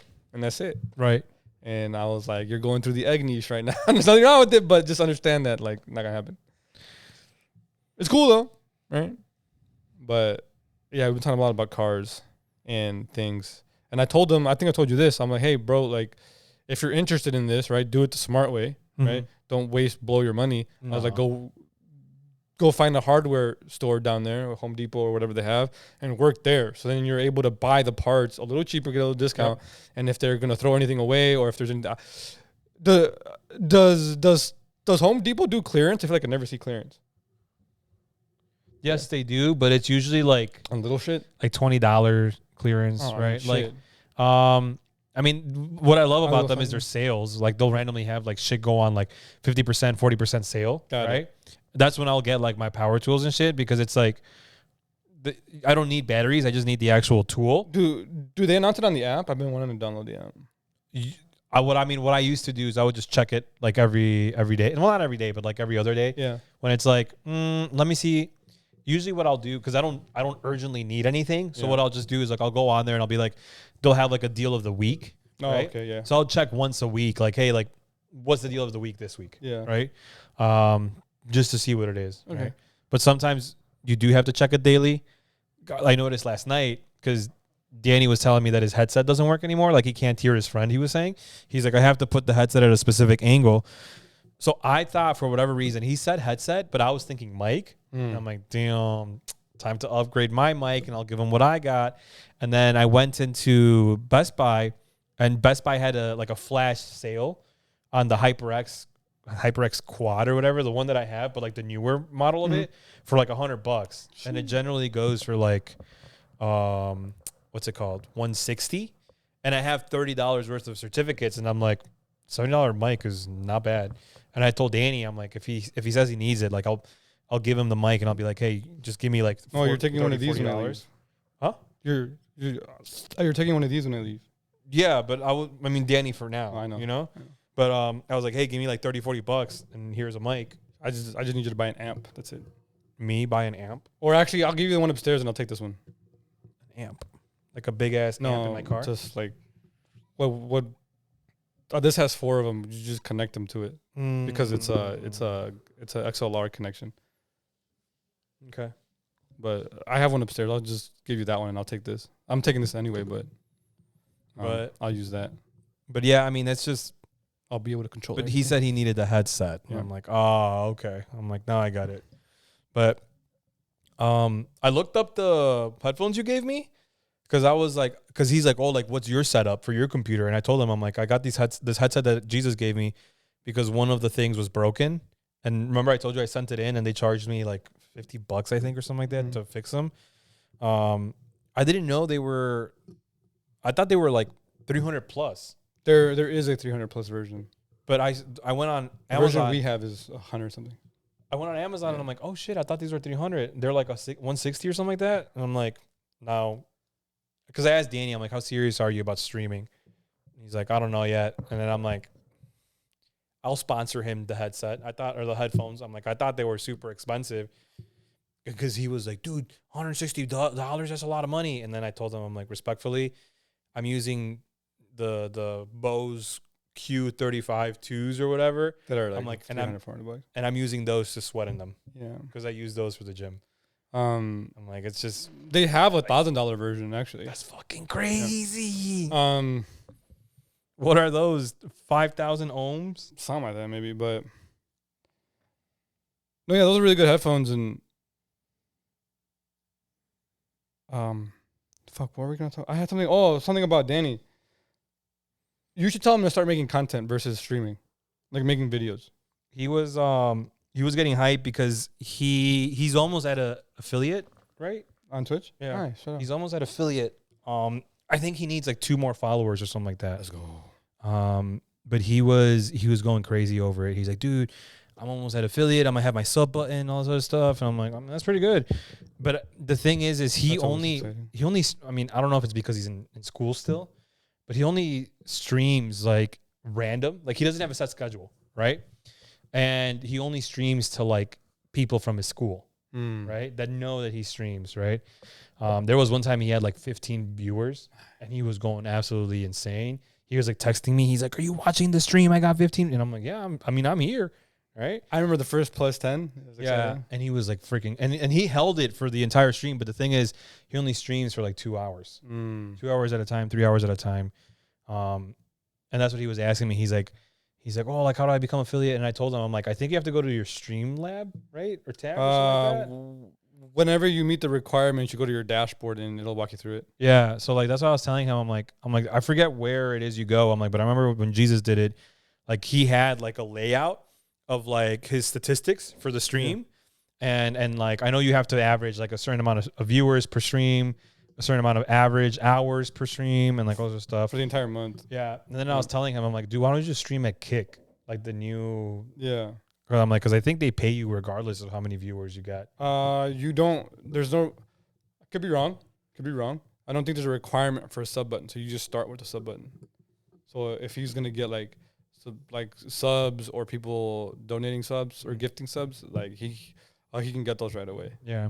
So I was. Because I remember my first fucking gifted sub. I was like, oh, that's kind of cool. That somebody just like dropped to what was it, 4 or 5? And I was like, oh, that's cool. Like you dropped to, again, I don't like counting the money like that, but like you dropped to $25. Yeah. That's wild. So that's what I was telling Danny. I'm like, I don't know. But I was going to, como se dice? I was going to sponsor him with the mic and the headphone combination. I'm like, that's not bad. Like, respectfully, I spent that kind of money on stupider things. So I'll just not spend that money on stupider things this time, and we'll rock. Yeah, I would tell him to make content first. Because that's what me and Junior, again, we switched up our content idea, and we realized making shorts or YouTube videos, shorts in terms of TikTok, just short form content, TikToks, Reels, even though TikTok might not exist, we can talk about that next, was better because we don't have enough time to grind out a game to make content for it. We just don't have the time, right? And it's like, if we had the time, it would make sense, but it's like, the time we do have now, again, we can record a bunch of Helldivers content, edit it, and then post it at some point, right? Versus doing what we used to do. And it's working. We just have to start editing, fully editing. I think he had 1 or 2 so far kind of set. But, yeah, I would tell him that. I would tell him to just start making content versus trying to, even if he's streaming, try to record it and then edit that and make evergreen content versus streaming content, because that will help him grow a little bit more. I think I'm gonna have to help him with the creativity juices, but no tiene. Wait, hold on. He's just not like out of the box kind of creativity. Hold on, because now we're talking about Danny, and I don't really know him too well. Yeah, but if he doesn't, because the only thing I'll give 24 is he's creative. Right. He might not be like a math numbers guy. Right. He might be very potato with that, right? But he's creative. What's Danny got? That's what I'm asking. He like Gotta have something, bro. I mean, from the streams that I've watched, right? He's just got like music playing. It's like a generic stream, right? Okay. Where he's got like music in the background, and like he'll maybe like say some stupid shit here and there. He'll like react with the chat, right? But like that's usually like it. I mean, respectfully, a lot of streamers that I watch, that's all they do. Dude, I know. That's why a lot of them are failing. So that's why I'm like, go ahead. that's why I'm like, dude, I don't know, right? I like jokingly was like, dude, you got to wear low cut shirts when you stream. You know? Show a little bit of cleavage. Yeah. But I'm sure once he gets older and because me and Encontro's fucking Helldivers content is calm. I went back to listen to some of it, and I'm like, bro, this is fucking too funny to not post. So that's why we're working on editing it. But I'm just like, fuck, this is what we needed. Because again, I told you what his sister said. His sister? Yeah. No. His sister like called him out. I guess called us out at the same time. But she was talking to him and she called him out. She was like, why don't you guys post? Right? And I was like, well, we don't have time to post because we don't have enough time to record enough content out of ranked games to like put something out, right? And put it out. Like you can play an entire 8 hours and get into absolute grinder lobbies in Valorant, COD, Apex, and not get any good clips. Or maybe even get like 5 minutes worth out of 8 hours. Right. And it's like, and he had to explain that to her. But she was like, but you guys are always laughing and funny. And I'm like, yeah, but that's hard to do when you're like brains in overdrive trying to fucking play a fucking rank game. And so that's when we made the switch. I was like, hey, I think we need to do more content-based casual games, Helldivers, Minecraft, invite the homies. That's why I'm trying to get you on, trying to get Tony on, Jeremy, etc. Just trying to get all the crew so we can make those kind of games. Because even she said, she's like, you guys are funny as shit. Like, I listen.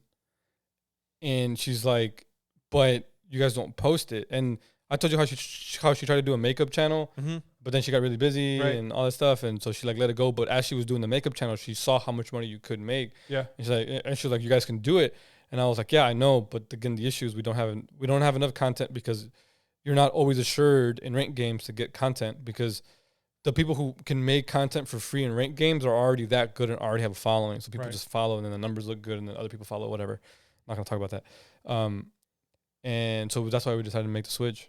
Because I'm like, it makes more sense. And I'm like, we can grow quicker. And again, I told him, I'm like, bro, it's not a lot of subscribers, but I had 12 subs. There's again 12, fucking 5 of them were gifted, but 12 people that were paying for a subscription while I was streaming Pokemon shiny hunting in circles. Just talking to chat, talking shit, and making funny comments. Right. And I'm just like, it's there. Right. It's just we have to do it differently. And that's why we made the switch. But I'm like, that's what I was telling you about Danny. I'm like, if he's not naturally good at Fortnite, he needs to make content Fortnite, not competitive Fortnite. He's all right. It's just he chooses like hot locations to drop at, which is like, that's fine. We can drop at hot locations, but we got to make sure we can clear them shits out. Yeah. Right. And we have multiple times. There's been multiple times when him and I playing, and I told him, I'm like, I don't know if the competitiveness has just dropped or if we're getting bots in our game, but there's no reason for me to be this good at Fortnite, right? Because I've never been good at Fortnite. But yeah, we've cleared out. Like he likes to always go to like fencing. This place called fencing, right? I've seen the new map, and it's hot, right? It's always hot. But I don't know. We haven't really played much in this new season because he doesn't really like the new season. So I don't know. But yeah, I would tell him that if he's serious about content, he should just make content. But that's for him to figure out.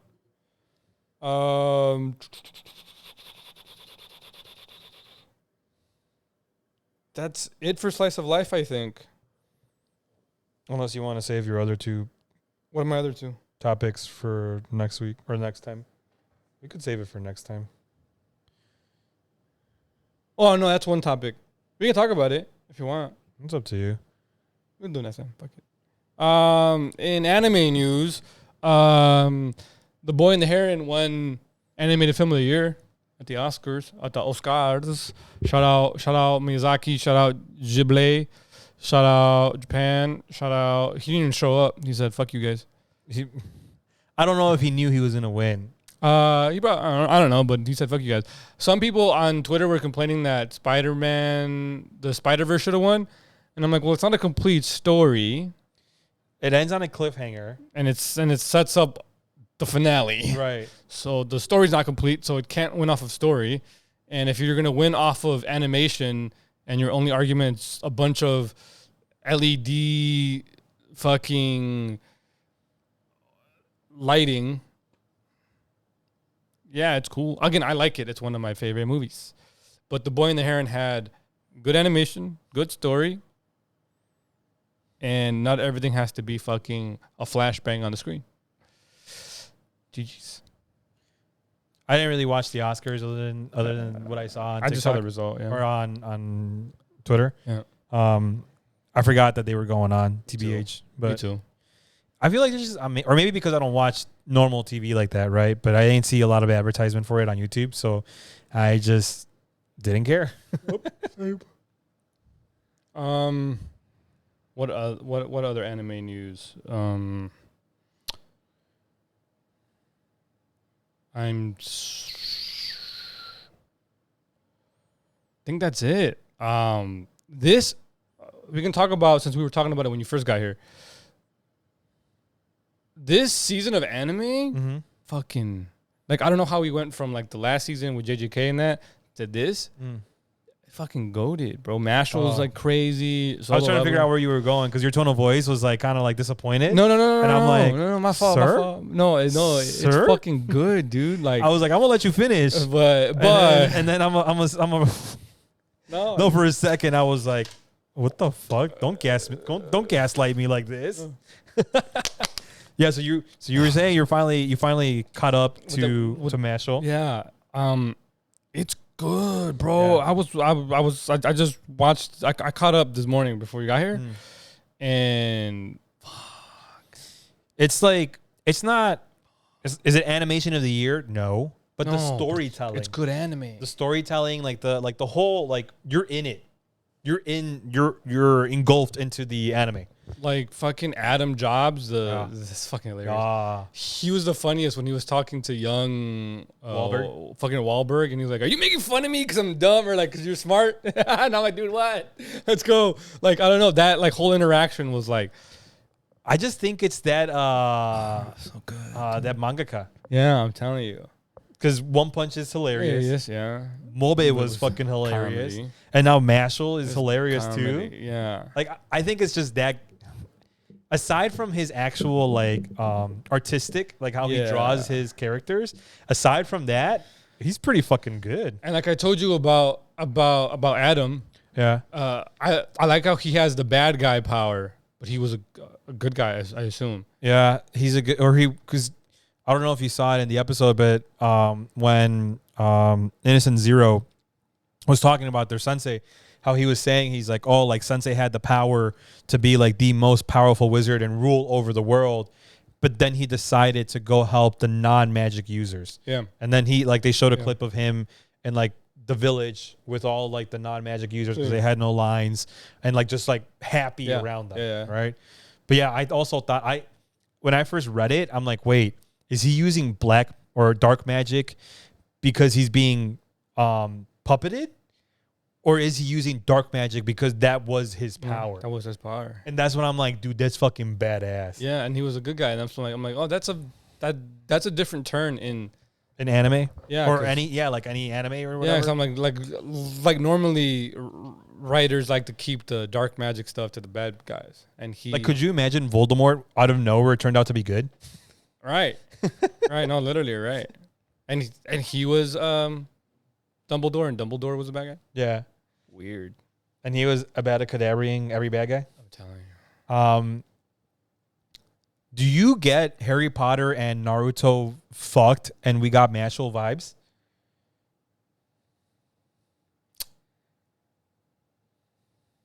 Not Naruto. Harry Potter and something else.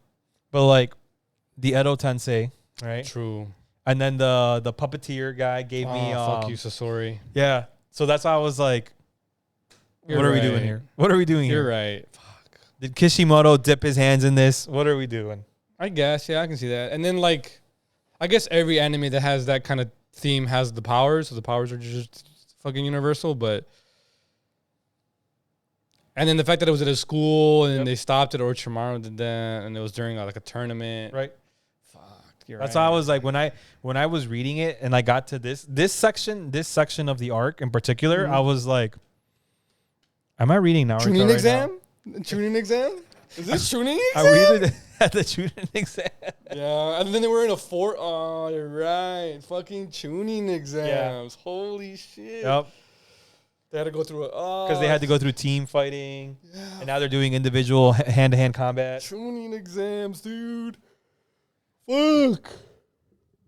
I don't hate it. No, that's what I'm saying. I don't I'm hate I'm not bashing on it, but it's just No, like it's not a it tuning gave me a exam. little, especially the Edo Tensei. I'm like, I don't like this. Wahlberg's powers are OP though. He controls space. Yeah, that's fucking crazy. But what would you rather have, Dialga or Palkia? Time or space? Yeah. Oh, that's tough. Right? That's tough. Because technically, if you control space, you can kind of control time. Because you can just like move your shit to another space. Right? But time, you can stop time and then move your body in that sense. Because everything else is stopped, but you can move. Because you've read it, do we ever get explained who the third student was and what Yes. his powers were? Yes. Are they as OP as these three? Because the teacher has fucking darkness powers or whatever. Then time and space with Innocent and Wahlberg. She or he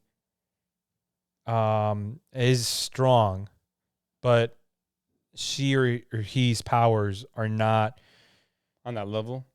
like they could be, But she and never we got haven't there. seen it Okay. because he or she helps Mashle. Oh, nice. Yeah. That's cool. And that's how we find out who the third person is. Mm. Because they are talking to Mashle as like, hey, like, you don't really know me, but like, I know a lot of you because of Wahlberg. I was the third student of that sensei. Oh, okay. Yeah. All right. Because like I noticed, I'm like, yo, these three. But this person's pretty strong. Don't get it twisted. They might not have magical powers that are strong as, like, they don't have like, I guess technically, if we're following the Pokemon realm, right, of like power or space and time, they don't have like dark powers. Yeah. Because Giratina is right, the dark, right? Yeah. Oh, Oh, that's literally what they are. yeah. So they don't have that power. Who's the mystical of that? The mystical. The mythical Pokemon, my man. That's Gen 4 or 5? 4. For Gen 4 legendaries. My bad. Could continue. yeah, but anyways, they're strong. That third person is strong as fuck, but they help Mashle. Where I ended where I'm at, obviously Mashle's gonna have to fight. Is she Arceus? Oh no. Or Shaman? Shaman. Or is she Regigigas? Or Darkrai? Because Adam is Giratina, Palkia, and Dialga are Innocent and I can Wahlberg. see dude. Adam is Arceus, dude. Is he? But he has a dark power. That's Giratina. Oh, so he's the counterpart of Arceus. Yeah. She's Regigigas. She's Regigigas? She's slow start Regigigas. Damn. Yeah. Oh my bad. I just gave out the gender. She is Regigigas. Okay. Or is she Manaphy? They them is Regigigas. No, Okay. definitely not Manaphy. Regigigas. I like Regigigas. Okay. You should read it. No, I really want to. It's a quick read. Is it? Okay, perfect. It's a quick read. It's just I got easily distracted. Yeah. So I would have finished it last week if I didn't get easily distracted. But But Mashle's anime absolutely fantastic. I love it. Again, I read up until I don't know. Let's just say like chapter 10 or 12, and then I stopped because for whatever reason. But yeah, no, I'm gonna continue rereading it. And the anime is fantastic. Bro, Solo Leveling. you watch it. You watch it? Yeah. What happened? Dude, he got ¿Qué pasó? this guy that I used to run, or not run, but I used to be in band with. Completely forgot I had him on Instagram. I mean, respectfully, the last thing he shared was in 2022. Bless you. Excuse me. And he just bought an Audi, which is great, but I just didn't know this is how he looked. Shout out him. Solo leveling, yes. Is goated. Did Chelsea win? Chelsea won. How much? Crazy. 4-2. Shit. Yeah, Solo Leveling though. I caught up fully. Fire. What do you think? I need to read it. We need to decide if we're Novel or whatever the fuck. yeah, fucking graphic or short story. Because fire. Go ahead. I told Yadi Blue Exorcist is also picking up because that's the anime her and I are watching, right? Mm-hmm. And it is getting spicy, right? Blue Exorcist is getting spicy. For anyone that I guess is current with it or watches that, it is getting fucking spicy. I don't know what the hell happened in between season 2 and season 3 where they also took a hiatus, right? Part of me wants to believe that maybe it was because Mephisto, one of the main characters, his name is Mephisto. is the same voice actor as Captain Levi. So part of me wants to think maybe homie didn't want to like spread himself thin, or maybe I don't know. Maybe voice actors don't do multiple voice acting. Even though he doesn't say anything as Captain Levi. Oi oi oi oi oi.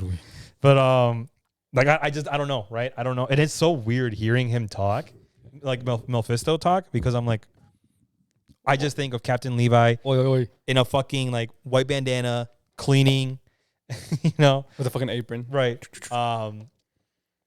And Titans are terrified of him, but it's getting spicy. But anyways, I told Yadi, I'm like, I want to read this too, and she's right.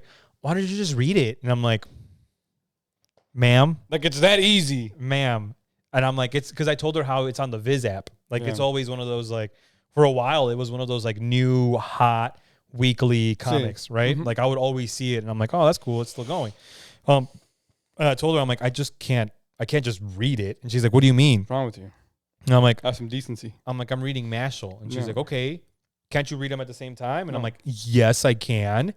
I'm like, but I usually read them at the same time when I'm caught up, and like I read one chapter, and I'm like, oh, what am I gonna do?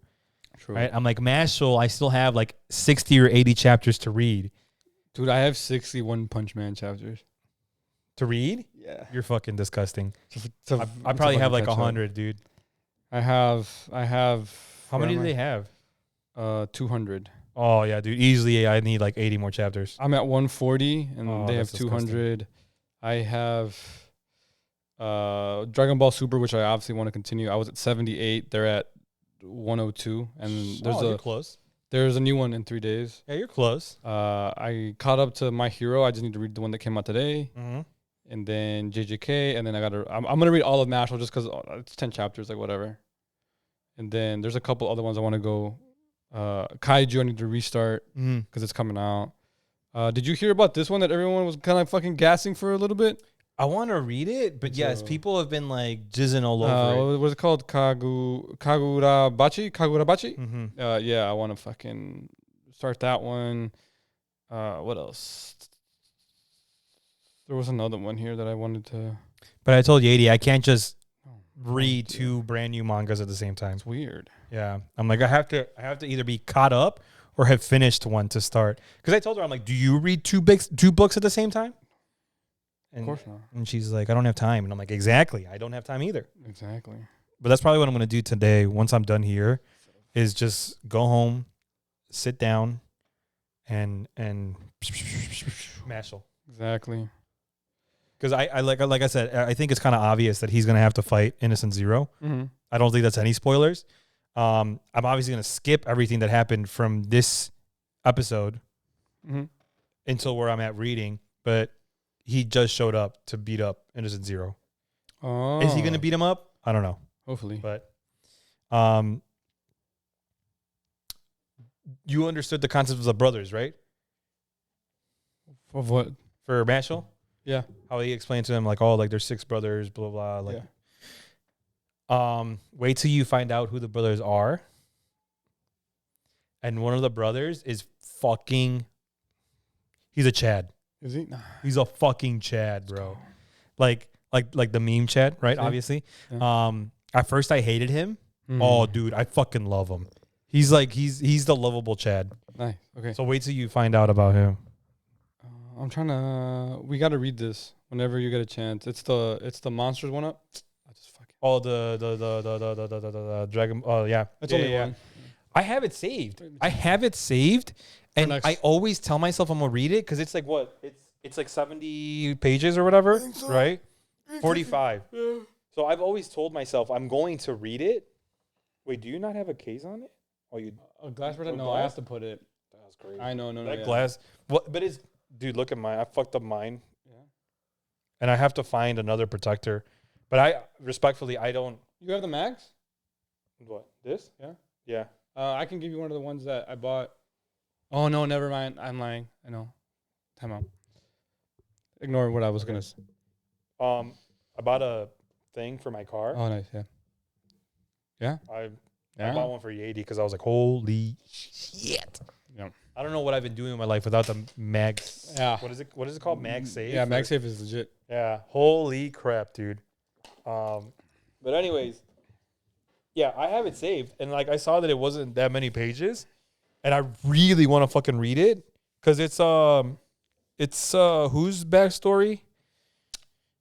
Samurai. Shamblu. No, I'm kidding. I fucking hate you. The fact that I was about to be like, yes, you're right. Fucking Zoro's ancestor, allegedly. Fuck. Fucking Sushui. That's not his name. No, I know. I'm everything but him. But him. It's his backstory, right? Yeah, pretty much. It's gonna hit me like on my way home. Yeah, you're gonna be mad. Or like randomly within the next 10 minutes. I'm gonna look it up. Don't. I have to. Oh. Sushui. I'm gonna type in the sword. I mean, it should tell you who wielded it. It's probably gonna say Zoro, and then I really want to blurt out Kurama, but I know that's wrong. Oh my god, why am I forgetting the name? He's a badass too. Fuck, why you bothering me? I'm doing the long way because maybe I'll remember, you know?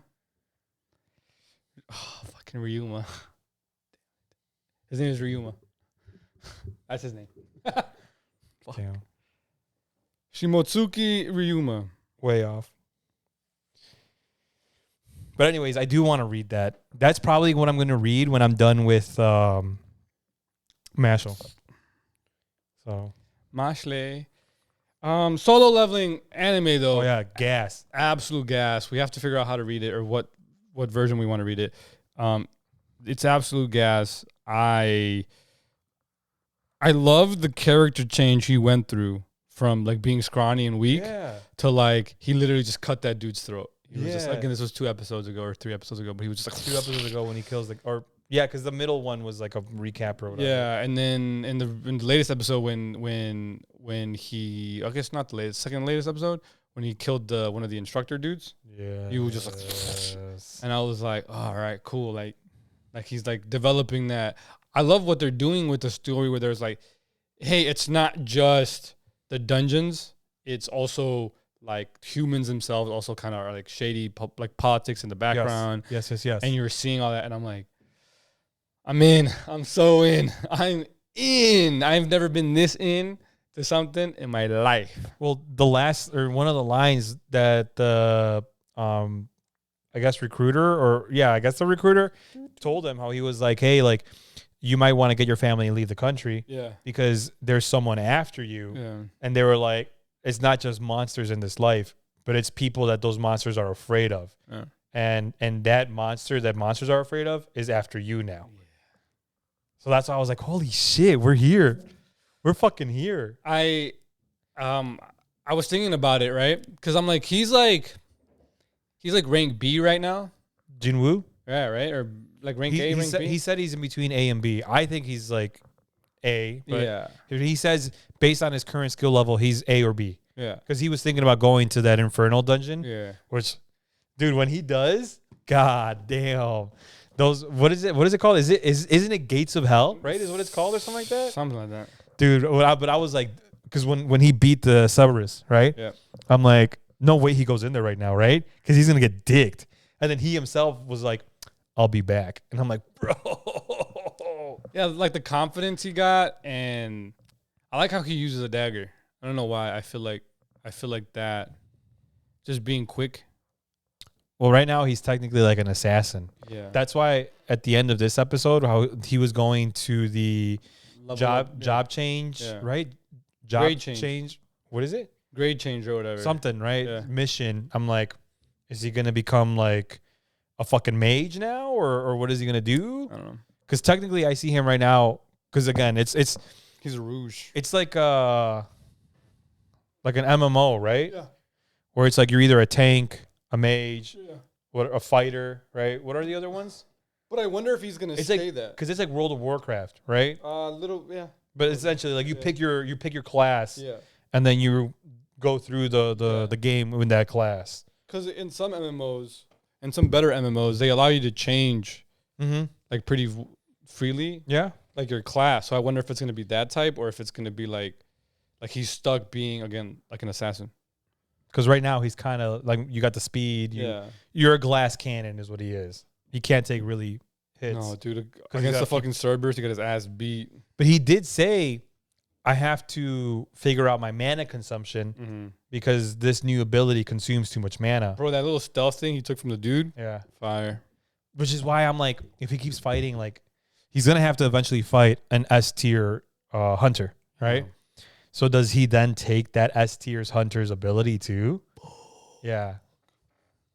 But it's gas. It's gas. I really, really like it. Yeah. So, and I agree. We have to figure out where we're going to read it. Because I told Yadi too, I'm like, we have to read this. It used to be a webtoon. It used to be on the webtoon app, and then Shueisha bought it, and then they took it off of it, which sucks ass. So we got to figure out which one we're reading, but also where we're reading it. Yeah. Okay. Good to know. That's why Tower of God was cool. I have to continue reading that shit too. Pero into the manga, since we kind of were there for a second. Yeah, we Well, there's only one. Right. One Piece chapter 1110 came out this morning, a couple hours ago. Let me bust out the panels because they were pretty good. We got Where can I read Solo Leveling manhwa? manhwa. The what's it called? The front panel. Le front panel was, I remember it, but I don't remember it. So we're gonna scroll. We're gonna keep scrolling because potatoes. Yamato and I was gonna say Orochimaru. What's his name? Right? It's been so long. Momonosuke. Momonosuke. It's been so I was just thrown off that you called him Orochimaru. Oh God. We need Jesus. Aren't you Jesus? No, the real one. Oh, you're Jesus. Jesus. Then that's not it. So yeah, we get right into it, and we see That's why I was like, dude, what the fuck? I mean, you were literally here when I was reading it. I was like, Yeah. dude, what the fuck? we literally see the lightning things, and then we get not transported, but we go to Mirajoa, and we see the elders are gone, and we see a little portal in the See, ground. the elder's gone and a fucking black portal on the ground. And then This was pretty badass yeah, too. and then we see them land in their like little shadow forms, and the thing that got me right is that they landed and immediately transformed. Yeah. And we get a badass full panels or a full 2-page spread of all their transformed Beast, mythical beast, whatever. Right, one's like a condor, the crab, the pig, or whatever. I don't know what the thing that spoiler alert eats Luffy at the end of the chapter, and then like the little minotaur horse thing. But they get right into it. They don't waste time. This lets me to believe that they're individually not that strong offensively. If you're calling for help and you're SOSing the rest of the 5 to come in, Yeah. you're not that strong. Yeah. Which is what I was telling Danny. So I sent Danny the screenshot. My brother, he recently got into One Piece. I feel like I've talked about him so much in the pod. Yep. But he recently got into One Piece, and he does not read it. but I had to ruin it for him because he ruins a lot of things for me. So I sent him the 2-page spread screenshot of the 5 Gorosei in front of Luffy. And so Danny said, "Oh, dude, what the fuck? Luffy is cooked." And I told him, "Nah, trust. Oda wouldn't just send 5 OP monsters to fight off Luffy." Yeah. Yeah, because if I was Saturn, which was the first guy. Technically, Saturn's gone, I feel like.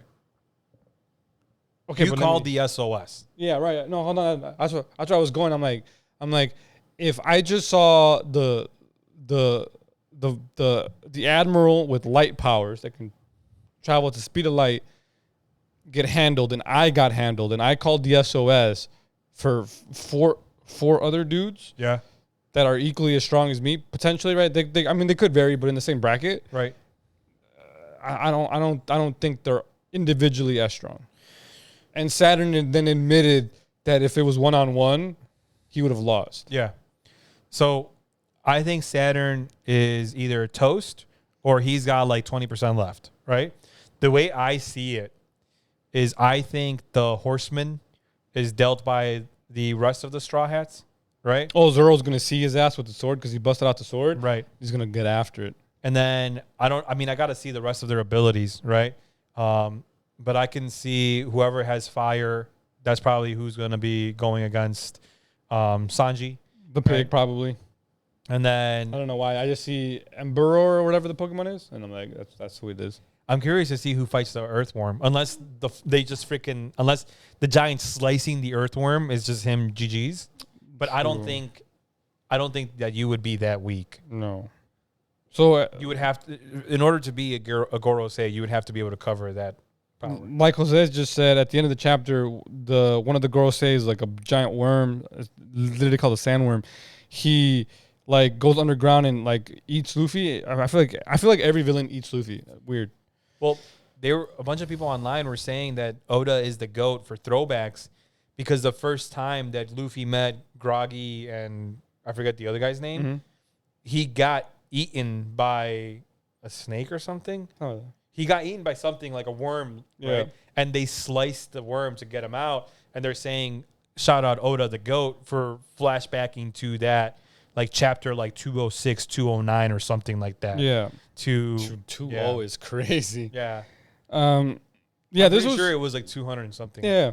This was a really good chapter because of that. Because of the throwback. And then Zoro finally finished off Lucci, finally. I love how Zoro literally was like, because they were fighting, and then Lucci's like, "Oh, you clearly feel that hockey too, enough to make you stop and check it out." And I feel like Zoro was like, "All right, something OP just happened where Luffy is. I gotta get the fuck out of here now." And he fucking gets serious and fucks up Lucci. Yeah. Which leads me to believe Zoro was probably just playing with him. Yeah. Or just kind of like sparring with him. I mean, he was using one sword style for like the longest. And he finished him off 3-sword style. Yeah. Yeah. So I think Zoro was just like respectfully just playing with him. Yeah. To just kind of like spar, train, I don't know. Zoro was not serious in this fight. No. Which is crazy to me. I like this chapter. Good chapter. I don't know what people are saying online, but I mean, it came out 4 hours ago, so I can't imagine them saying much. But again, I thought I was gonna have an issue with all 5 of them showing up. I was hoping I liked your idea of him summoning like smaller spawns, because then again it would be like, all right, cool, he's still strong, he still has things up his sleeve. Yeah. But him admitting that, like, again, calling the SOS is admitting that if this went on any longer, 1v1, he would have lost. Well, technically it was a 2v1 and he got handled, and once he saw that Kizaru wasn't standing up, he's like, all right, I can't handle him 1v1, so let me SOS it. You want to know my hot take? They're all old as shit, right? And we're all assuming that they had I don't know what the ability is, but Laws Unlock Double Fruit, that ability. To live. We're all assuming that was done on them for them to be immortal, right? So I think the drawback is just thinking purely physiology, anatomically, human beings, right? You don't have strength once you get older, right? And because they've gotten so old, they don't have much strength. Exactly. Because they just so they may have OP double fruits, but they're just but weak. because they're so old, they don't have the energy to fight, which is why I think your what you were saying of how like they go 5 Gorosei and then Blackbeard and then whatever, right? Like that I think you're right, because I don't think they're that strong, because I don't think they have the energy to fight because they're so old. Because they technically only engaged like twice. Saturn and like Luffy. If you think about like in combat, it was only like 2 or 3 times. So I'm just like, but him alone engaging Luffy was maybe once. Maybe. So I'm like, so they're not physically that strong. Nope. Which would make sense. Right. Because again, if they are old, again, your theory kind of works out. But I'm just like, so okay, cool. Our main villains then for sure are whatever Emu can do. Which who knows? Maybe he's got like a fucking rejuvenating something Lazarus pit looking ass thing. Aki Inu. Yeah. The other fleet admiral dude that we have never met, but we saw him once with like the mohawk, Blackbeard and his crew, and then maybe if Big Mom and Kaido come back. Which I'm pretty sure they will come back. Yeah, and that's it, I think. Which I'm not mad against, right? But I'm also not mad that the Gorosei were like meme villains, but they ended up being meme villains because they're not that serious. I don't know. It's super interesting because again, for 1,000, literally 1,100 chapters, right? They were like villains. They were like these are the dudes. This is the final gate that you're gonna have to pass by. And now they're like not that. Now they're like this was the doormat that you had to stop by. Yeah, this is like exactly. I'm not mad at that, right? Like whatever. I like literally just want to see Blackbeard versus Luffy, right? But I think this is what we have to get. We have to get Luffy v Gorosei. Yeah. So that we finally know that his final battles are going to have to be Blackbeard and Emu. Genuine kind of question, because you brought this up a little bit and I just kind of ignored it. Do you actually think one of them actually gets killed? So like doesn't appear anymore after this? The Gorosei? One of them, two of them, whatever. Like just offed? Yeah. I don't think offed. I think just beat. Okay. Because who has been offed per se in terms of villains? Sequence? Like none of them, right? It's only good guys. I mean, it's a shonen, right? Yeah. So I don't think Oda has it in him this far into the manga, 1,100 chapters. I don't think he has it in him to kill. I mean, he's killed good guys. That's what I'm saying. But so who would he kill? Saturn? I don't know. I'm just saying, if Luffy and the crew obviously escape because it's a shonen and it's his story. Well, they're going to. Yeah. If they'd say that they just beat one, right? I don't think the Gorosei get stronger. I think they enlist or SOS Emu. Oh no, Emu's not showing up to that. No, not to that, but like, so they off one character, right? They off one of the Gorosei. Luffy and the Straw Hats leave because shonen, right? They're gonna activate the ancient robot, right? And the robot's gonna save them or carry them out of Egghead, right? But I think they leave. I think the Navy and the Gorosei recoup and they mourn the loss of whoever is offed. And then from there, I think they go to Emu and they're like, hey, we saw Luffy's powers. It is the Nika sun god that we were worried was going to come out. He's enlisted an army behind him. The fact that he has the Straw Hats, the Giants, and it's like, bro, the fucking little dudes coming from the little like Totaland or whatever. Fuck, dude, I'm ready. So inject it into my veins. So I think at this point they have to go to Emu to get SOS Emu help. Yeah, because I know Emu has some fucking OP ass power. He has to, because there's no way Emu has ruled this long without being powerful. You know. So it just doesn't make sense. Based off of Game of Thrones, you don't hold power if you're weak. So, Accurate. you know? We'll see, dude. I don't know. I just actually like the chapter on itself, by itself. You're right. I now have like 1,000 questions.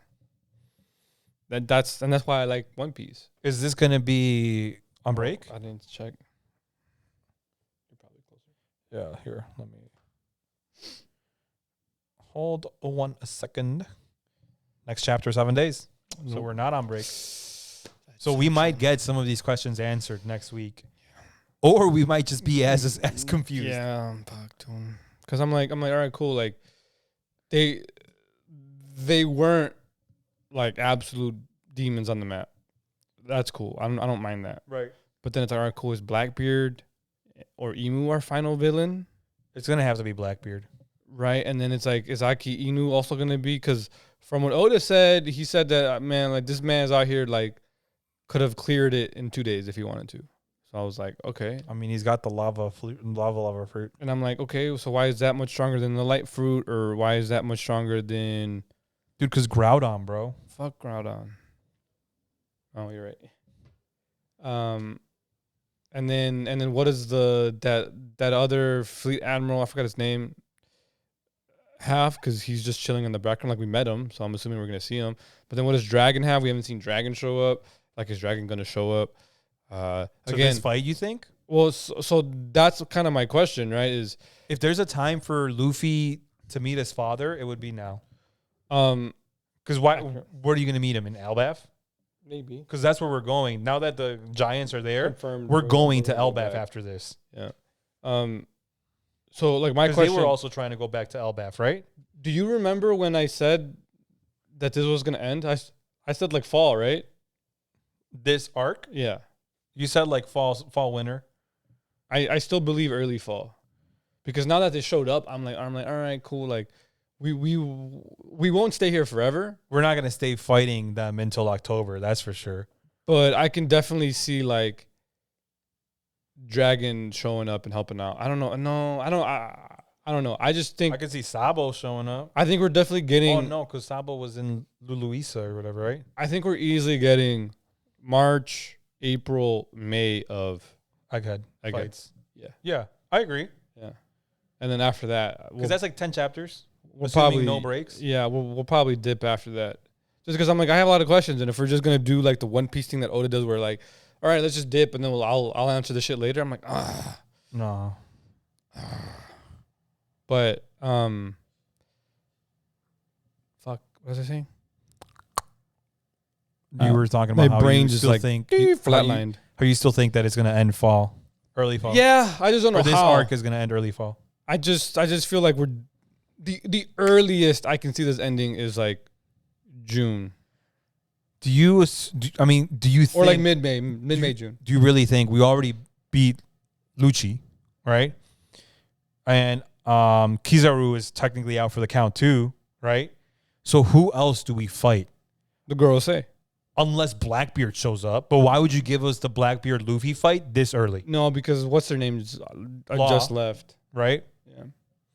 So who else do we fight? It has to be the Gorosei, and then from there we recoup at Elbaf.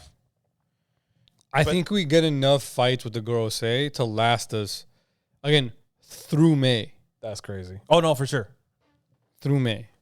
Because we have one more in March, right? And then 4 in April. So 5 chapters, Yeah. 6 chapters, ponle. Yeah. And then I don't think Oda has ever milked a fight over 6 chapters. Except for Kaido, but that's because it was highly anticipated. we have at least 7 to 12 chapters left of this. And I think I might have said 20 or 30. And now I feel like it's a little less. Because again, they showed up and I'm just like, fuck. And they were like no fucking second warning or anything. No, they just transformed and said, Just fuck it, boom. let's fight. And I'm just like, oh, damn. But we'll see. I don't know. Any other theory crafting off this chapter? Anything we want to talk about? Off of this chapter? Yeah. No. No, me neither. But I'm with you where I have a shit ton of questions. Yeah, I'm That- like, Hopefully a quarter of them get answered next week. what does Dragon know? I'm assuming Dragon knows them and he knew of them. I think Dragon knows something.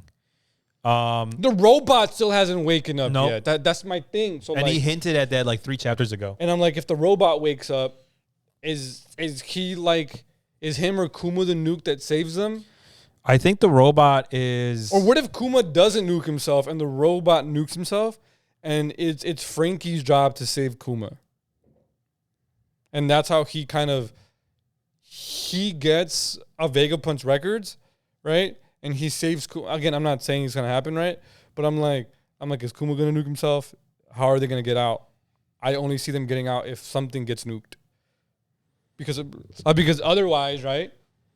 They're either just running and the Gorosei are for some reason like letting them run away, right? Which is not gonna happen. Or they defeat them and they're like, all right, cool, we just saw the Gorosei, they get defeated. I'm like, that's fucking crazy. The Gorosei are here. They're either going to get dicked or they're going to do the dicking. But they're not going to be like half dicking it. You know? Right. That's what I'm saying. They're not going to let Luffy escape. So if they're standing and they let Luffy escape, I don't know what the fuck Oda is doing, but I don't think one of them has to be down in order for the other one to leave. Right. So I have a lot of questions. And that's why I'm just like, because it doesn't look like he's going to answer them anytime soon, I still have a feeling that we're going to get Egghead. We also have a time limit on June, Luffy's Gear 5. But he just ate, so maybe it's a little longer. But he's got like, what, 10 minutes of Gear 5? We'll find out. But still, we're running against the clock, Gear 5. I'm not arguing. I'm just saying. Unless, well... Because he's used it twice already, so... We did also notice that, or we did also know that at Egghead, you can literally cook any food you want off of vending machines. They can just like inject it into him. So while he's like running. Maybe we get a round 3 Gear 5. I don't know. But I agree. A lot of questions, a lot of unknown variables that I don't know. But shout out Oda. I mean, he just keeps me on my toes. But I don't know. Jeez. Yeah. Good chapter, good episode. We will see y'all next episode in like 2 weeks. I'll try to record me reading through Mashle. Oh, okay. I was like, what the fuck am I thinking about? Through Mashle. And probably Super and One Punch and put it up on the Patreon. It gets good. And we'll figure out to see if we can do the One Piece live action. It's just finding the time. Schedules not lining up. Yep. I think that's it. You got anything else? Got any outros? No. Stay positive. Stay horny. We will see y'all next time. Next time. On Dragon Ball